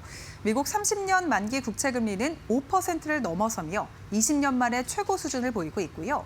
일본 30년물 국채 금리는 1999년 이후 처음으로 4%에 도달했습니다. 거시경제에 대한 우려가 커지면서 오늘 코스피의 변동성을 초래하고 있습니다. 다만 반도체 투톱에 외국인의 순매수가 뒷받침되면서 시장이 회복세를 보이고 있는데요. 삼성전자 같은 경우에는 이재명 대통령의 기업 경영권도 중요하다라는 발언 그리고 법원의 삼성 노조 위법 쟁의금지 가처분을 일부 인용한 점이 더해지면서 오름폭을 키우고 있습니다. 현재 시간 주가 함께 살펴보시죠. 6% 넘게 반등하면서 일중 고점 부근 지나가고 있습니다. 28만 8천 원 선까지 올라선 삼성전자고요. 마찬가지로 SK하이닉스도 오름폭 키우면서 일중 고점 부근 지나갑니다. 3.74%가량 반등, 188만 7천 원 선 거래되고 있습니다. 미국 자동차 업체 포드가 전동화 전략 조정 속에 에너지 저장 장치 시장 판을 키우고 있습니다. 전기차 배터리 생산을 위해 확보했던 미국 내 제조 기반을 ESS 생산 거점으로 전환하고 AI 데이터 센터와 전력망용 대형 배터리 수요를 새로운 성장축으로 삼겠다는 목표를 밝혔습니다. 포드는 최근 배터리 에너지 저장 장치인 BESS 사업을 담당하는 자회사 포드 에너지를 공식 출범했습니다. 포드 에너지는 미국 내 데이터 센터 고객을 대상으로 미국에서 조립한 BESS를 공급할 계획인데요. 포드는 기존 전기차 투자 계획을 ESS 쪽으로 전환에 집중하고 있습니다. 생성형 AI 확산으로 데이터 센터 전력 사용량이 빠르게 늘면서 배터리 저장 장치에 대한 수요도 커지고 있기 때문인데요. 로이터는 미국 내 BESS 설치량이 2025년 58기가와트시로 30%가량 늘었고 2026년에도 60기가와트시가 추가될 것으로 예상된다고 밝혔습니다. 오늘 배터리 3사 주가 함께 체크해 보시죠. LG 에너지 솔루션은 일단 2.7%가량 하락하면서 움직입니다. 40만 5,750원 선 거래되고 있고요. 마찬가지로 삼성 SDI도 1.3%가량 하락하면서 60만 6천 원 선 지나가고 있습니다. SK 이노베이션도 0.5%가량 하락, 12만 2,800원 선 거래되고 있습니다. 거시경제 불확실성과 삼성전자 파업 이슈까지 겹치면서 오늘 우리 시장 우려를 안고 출발했었습니다. 다만 장 초반 대비해서 낙폭을 모두 회복하면서 견조한 움직임을 보이고 있는데요. 이번 주 또 엔비디아 실적까지 앞두고 있는 만큼 시장에 대한 전략을 잘 세워봐야 하는 한 주가 되겠습니다. 이번 주 대응 방안 저희와 함께 이어서 알아보시죠. 미국 전기차와 배터리 시장에 영향을 줄 여러 가지 이벤트 쭉 분석해드리도록 하겠습니다. 윤석천 경제평론가님 옆에 와 계십니다. 안녕하세요. 네, 안녕하십니까? 네, 미국 캘리포니아가 네. 전기차 시장 살리기에 나선 모양입니다. 네, 그렇습니다. 어떤 캠페인을 벌이고 있는 건지. 네, 예. 예. 보통 우리가 지금 미국 시장의 그 전기차 배터리 시장에는 두 가지 중요한 변수가 이제 생기고 있어요. 제가 이제 거듭 말씀드렸듯이 캘리포니아는 전기차에 대한 보조금을 갖다가 재개를 할 거다. 네. 근데 마침내 이제 그게 시동을 걸었고요. 그게 이제 특히 우리가 좀 유심히 봐야 될 거는 이번에는 먼저 그 트럭 있지 않습니까? 중대형 트럭, 상용차에 대한 보조금을 갖다가 게시를 했고요. 곧 이어서 이제 전기 승용차에 대한 보조금도 게시할 예정이고요. 또 하나 이벤트가 있다면은 이제 포드 자동차가 조금 아까 그 리포트에서 나왔듯이 ESS 배터리를 갖다 생산한다는 거예요. 근데 이제 핵심은 뭐냐면 이 포드가 CATL과 라이선스 계약을 통해서 BESS 시장에 진출을 한다는 거거든요. 근데 이 부분이 이제 사실은 뭐 일부에서는 K 배터리에 굉장히 좀 뭐라고 할까요? 우려를 키우는 어떤 한 가지 이유가 된다는 식으로 이제 분석들을 많이 하고 있어요. 어떻게 보면 중국 배터리 업체들이 그 북미 시장에 그게 뭐 우회적인 방법이든 어떤 방식이든 간에 좀 침투를 한다는 어떤 내용들을 갖다가 강조를 하고 있어서 한국 배터리에 대해서 굉장히 염려를 하고 있는 것 같아요. 그래서 이 부분에 대한 어떤 분석들을 갖다가 한번 해보려고 합니다. 예. 네. 자, 그럼 이 프로그램이 과연 미국 전기차 시장 일단 뭐 살리기로 했으니까 네네. 그게 통할 수 있을지 네. 평론가님은 어떻게 느끼세요? 일단 이게 캘리포니아가 이 프로그램의 이름이 뭐냐면 CCFR 프로그램이라고 보통 얘기를 해요. 캘리포니아 클린 퓨얼 리워즈라고 그래가지고 청정 에너지 보상 프로그램이라고 얘기할 수가 있는 건데 현재 주지사가 개빈 뉴섬 아닙니까? 이분이 이제 5월 13일 날 발표를 한 거예요. 근데 예산이 굉장히 커요. 규모 자체가. 2030년까지 총 10억 달러 이상의 예산을 갖다가 투입한다라는 거거든요. 올해만 2억 5천만 달러를 갖다가 배정을 했습니다. 그러니까 이게 언제부터 신청이 가능하냐면은 6월 26일부터 신청이 가능해요. 대상은 어떤 게 이제 대상이 되느냐? 중대형 전기 상용차가 되는 겁니다. 우리가 이제 그 길 가다 보게 되면은 굉장히 큰 트럭들이 있지 않습니까? 뭐 이런 차들이 이제 그 뭐라고 할까 대상이 되는 거고요. 이게 지금 미국 내 중대형 전기 상용차 프로그램 중은 역사상 최대 규모로 이게 이제 예상 규모가 잡혔다라고 얘기할 수가 있는 거고요. 지원 대상 및 구체적인 어떤 혜택 금액은 얼마나 되냐면은 이게 이제 배송용 뭐 박스 트럭 우리가 가다 보면 막 10톤 막 이런 정도의 그 박스 트럭들이 있잖아요. 그다음에 이제 그 세미 트럭 이번에 테슬라에서도 한 세미 트럭이 있잖아요. 앞에는 이제 트랙터가 있고 뒤에 트레일러라든지 아니면 컨테이너를 싣고 이걸 뺐다 실었다 할 수 있는 거. 네. 그걸 갖다가 보통 세미 트럭이라고 얘기하거든요. 그다음에 항만 화물 트럭 등 굉장히 큰 트럭들을 얘기를 하는 겁니다. 이게 이제 어디에다가 이 보조금을 주냐면은 B2C는 아니에요. 왜 그러냐면 이런 트럭들을 운영하는 데는 대부분 공공 및 민간 운송 사업자지 않습니까? 그러니까 B2B로 사업자들한테 이걸 갖다 주겠다는 얘기거든요. 근데 금액을 보게 되면 굉장히 놀라워요. 차량당 최소 7,500달러에서 최대 12만 달러를 준다는 얘기입니다. 12만 달러요. 12만 달러가 어느 정도 되냐면은 이게 1억 8천만 원이에요. 예. 세미 트럭이 지금 한 4억 원 정도 하거든요. 예. 시장 나온 게 롱레인지가. 그러니까 그거 절반 정도를 이 보조금으로 지급을 한다는 얘기가 되는 거고요. 이 재원은 뭐 여러 가지 뭐 재원들이 있지만은 그 캘리포니아는 저탄소 연료 표준 프로그램을 갖다가 그 시행을 하고 있습니다. 이게 좀 말이 어려운데 한마디로 얘기해서 연료의 채굴, 생산, 운송, 소비에 이르는 전 주기에서 발생하는 온실가스 배출량을 평가해서 탄소 집약도 점수를 매깁니다. 그러니까 기존에 화석 연료를 사용해서 연료를 공급하는 회사들 같은 경우에는 탄소 집약도가 굉장히 높겠죠. 반대로 이제 뭐 바이오 연료를 갖다가 만든다거나 수소 공급자라거나 전기차 충전 사업자들 같은 경우는 탄소 집약도가 굉장히 낮겠죠. 탄소 집약도가 굉장히 낮으면 크레딧을 받습니다. 이 크레딧을 갖다가 아까 얘기한 탄소 집약도가 높은 그 사업자들한테 팔 수 있는 권리가 생기는 거예요. 네. 여기서 이제 사실은 엄청난 수익금이 발생을 하는데 그 수익금을 갖다가 기반으로 해가지고 이 보조금을 주겠다라고 얘기를 하는 거고요. 목적은 분명하죠. 이 항만이라든지 캘리포니아 같은 경우는 항만이 많지 않습니까? 그다음에 화물 허브들이 굉장히 많거든요. 근데 이쪽은 아직도 그 디젤 차량들, 트럭이 전부 다 디젤 차량이잖아요. 그러니까 오염 물질이 굉장히 많이 발생을 한단 말입니다. 대기 오염 문제도 굉장히 심각하고요. 그러니까 이런 부분들을 전부 다 전기 그 상용차로 대체를 해서 전기 트럭으로 대체를 해가지고 그 대기 오염을 갖다가 굉장히 줄이겠다. 뭐 이런 내용을 그 담고 있는 거고요. 더 이제 그 추진 배경으로 놓고 보게 되면은 정치적 의도가 있다라고 얘기할 수가 있겠죠. 가령 트럼프 현 정부가 전기차 보조금을 갖다가 완전히 폐지하지 않았습니까? 게빈 뉴섬은 이제 트럼프 대통령의 그 반친환경 정책에 굉장히 큰 뭐라고 할까요? 반대편에 서 있는 아주 대표적인 인물이기 때문에 네. 그러니까 캘리포니아는 이에 대응해서 독자적으로 시장 모멘텀을 유지하고 글로벌 친환경차 시장의 주도권을 중국에 뺏기지 않기 위해 이 프로그램을 마련했다고 강조를 하고 있는 겁니다. 네. 근데 여기서 주목해 봐야 될 건 뭐냐면 지금은 이제 그 전기 상용차잖아요. 트럭들.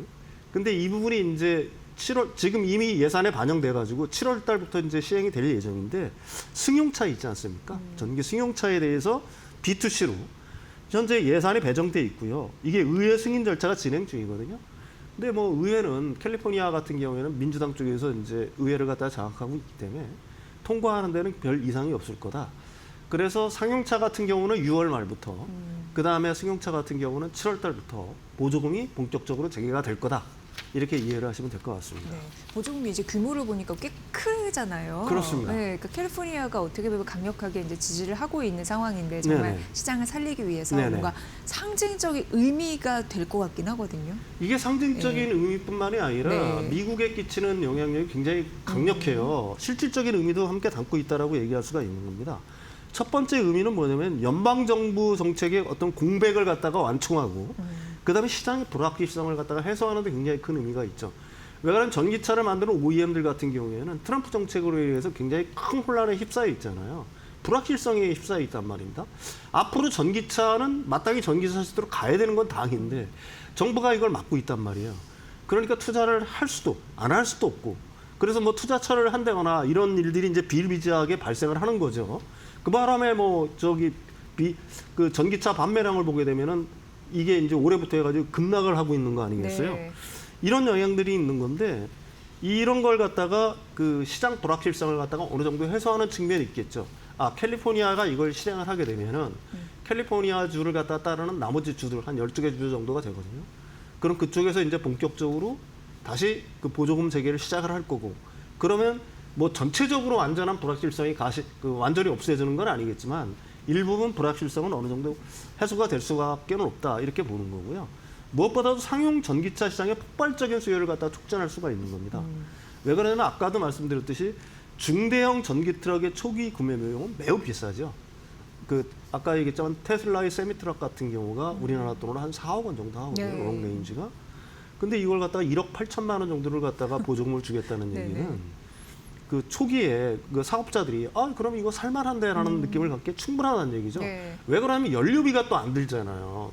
전기료는 물론 들어가지만 디젤값이 요즘 엄청 비싸지 않습니까? 휘발유가 미국 내에서도.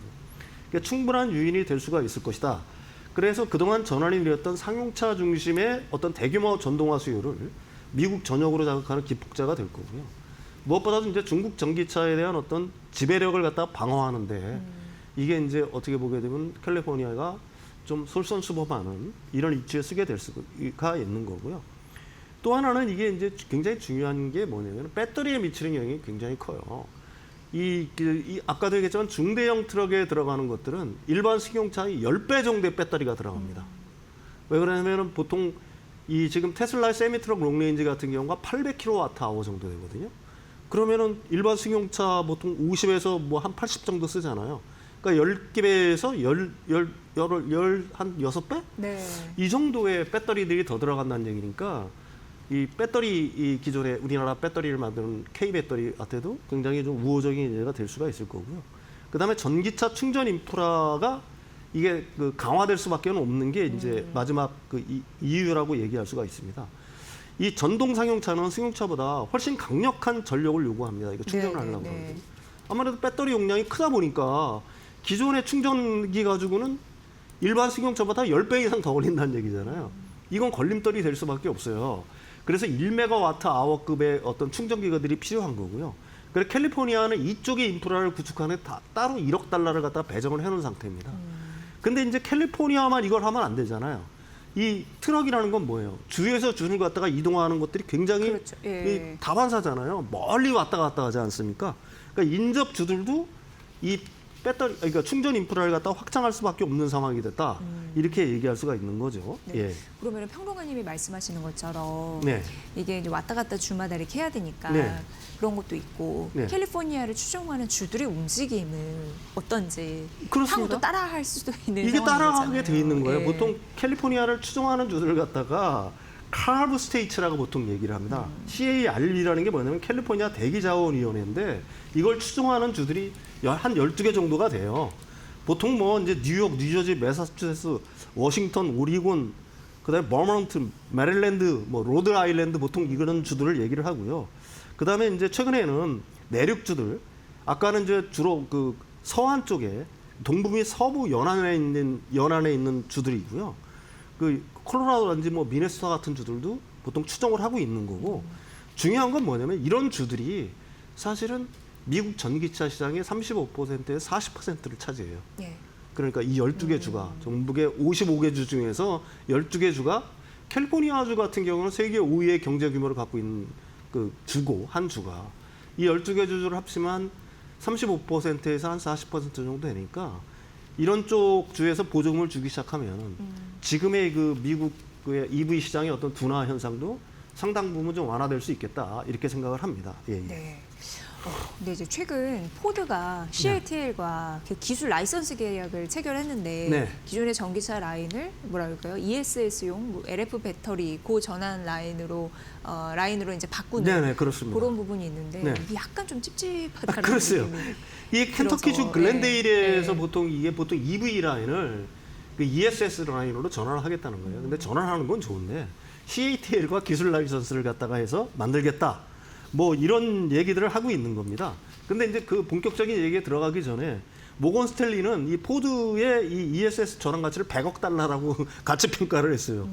그러면 LG 에너솔루션은 거기 60기가와트니까 300억 달러 가치고 삼성 SDI는 네, 150억 달러 가치가 돼야 되겠죠? 네. 이거는 이제 부차적인 얘기고요. 이게 사실은 IRA, FEOC 규정을 갖다가 완전히 충족했는지에 대해서는 의문의 여지가 있어요. 이게 무슨 규정이냐면 중국 등 무료국가 기업이 배터리 부품, 그다음에 광물 제조 기업의 지분을 25% 이상 소유하거나 사실상 통제하는 경우 AMPC, 세액 공제 혜택을 주지 않겠다는 거거든요. 근데 포드의 주장은 뭐냐면 소유권은 100% 우리한테 있다. 포드는 단지 CATL로부터 LFP 배터리 제조 기술과 특허 사용권만을 구매할 뿐이므로 라이선스할 뿐이므로 FEOC 규정의 25% 제한에 해당하지 않는다라고 주장을 하는 거죠. 근데 비판하는 쪽의 입장은 뭐냐면은 지분율이 0%라고 할지라도 CATL이 생산 장비 세팅, 기술 지원, 그다음 운영에 CATL 인력과 기술이 깊숙하게 개입한다면 사실상 실질적 통제력을 CATL이 행사하는 것이다. 또 그래서 이거는 FEOC 규정의 취지를 훼손하는 우회 꼼수라고 얘기를 하는 거고요. 기술 종속이 발생하게 되면 지분이 없더라도 이익의 상당 부분이 로열티 형태로 CATL로 들어가게 된다는 거죠. 특히 CATL 같은 경우에는 지금 미국 국방부에서 이게 중국 공산당 기업이라고 해서 제재를 하고 있는 기업 아닙니까? 네. 그런데도 불구하고 이 트럼프 행정부는 명분을 이거예요. 미국의 공장을 짓고 미국 근로자를 고용한다면 중국 기업이 들어오는 걸 갖다가 허용하겠다. 그래서 그 포드 그 CEO 짐 팔러죠. 26년 1월에 트럼프 행정부 고위 관료들, 그러니까 미국 무역대표부 대표, 그다음에 교통부 장관, 그다음에 환경청 청장 등과 만나서 미국 기업이 지배주주로 남는 조건 하에서 중국 배터리 기술을 도입하는 프레임워크를 갖다가 제안을 했고요. 이게 용인이 되면서 AMPC 수령 대상이 된 겁니다. 근데 이걸로 끝이냐? 네. 저는 그렇게 생각하지 않거든요. 예. 미 의회가 강력히 반발을 하고 있어요. 행정부는 일단 여기를 용인을 했지만 의회는, 법을 만든 의회는, 공화당이 주도하는 미 의회는 이 계약을 여전히 중대한 안보 위협으로 평가를 하고 있는 거고요. 하원 중국 특별위원회에서는 그 포드 CEO와 포드에 대해서 굉장한 압박을 가하고 있습니다. 26년 1월 말 미 하원 중국 특위는 포드 CEO에게 공식 서한을 발송을 했는데 내용은 CATL과의 라이선스 계약 세부 조건, 그다음에 OBBBA 세액 공제 우회 여부에 대한 전면적인 해명을 갖다가 요청을 했다. 아까 얘기를 했지만 미국 국방부는 CATL을 중국 군사기업 명단에 올렸는데 특히 포드가 최근에는 CATL과의 라이선스뿐만이 아니라 BYD 배터리를 갖다가 자신들의 하이브리드 차에 쓰겠다고 예. 그런 걸 갖다 진행한다는 소식을 들려옴에 따라서 의회의 비판 수위가 굉장히 뭐라고 할까 계속해서 더욱 높아지고 있는 상황이다 이렇게 말씀드릴 수가 있습니다. 예. 네.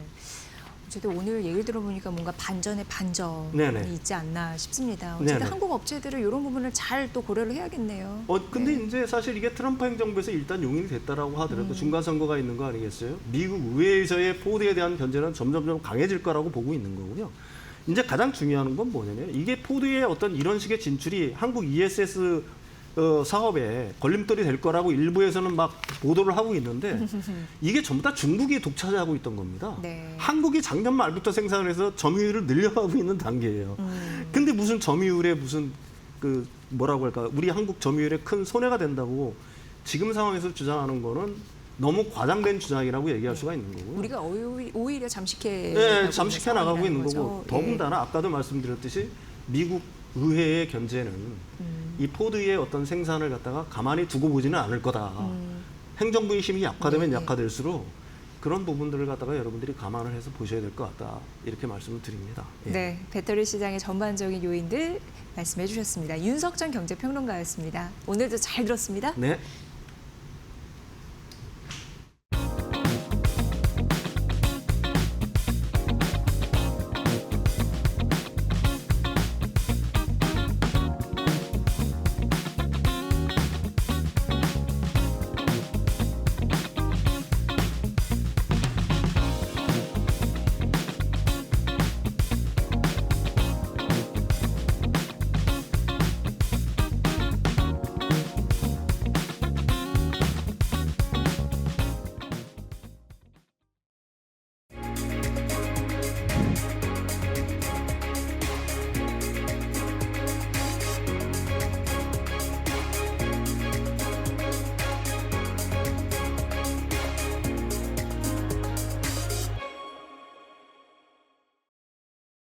네, 주요 증시 일정과 특징 종목, 기업들 살펴보는 마켓 캘린더 시간입니다.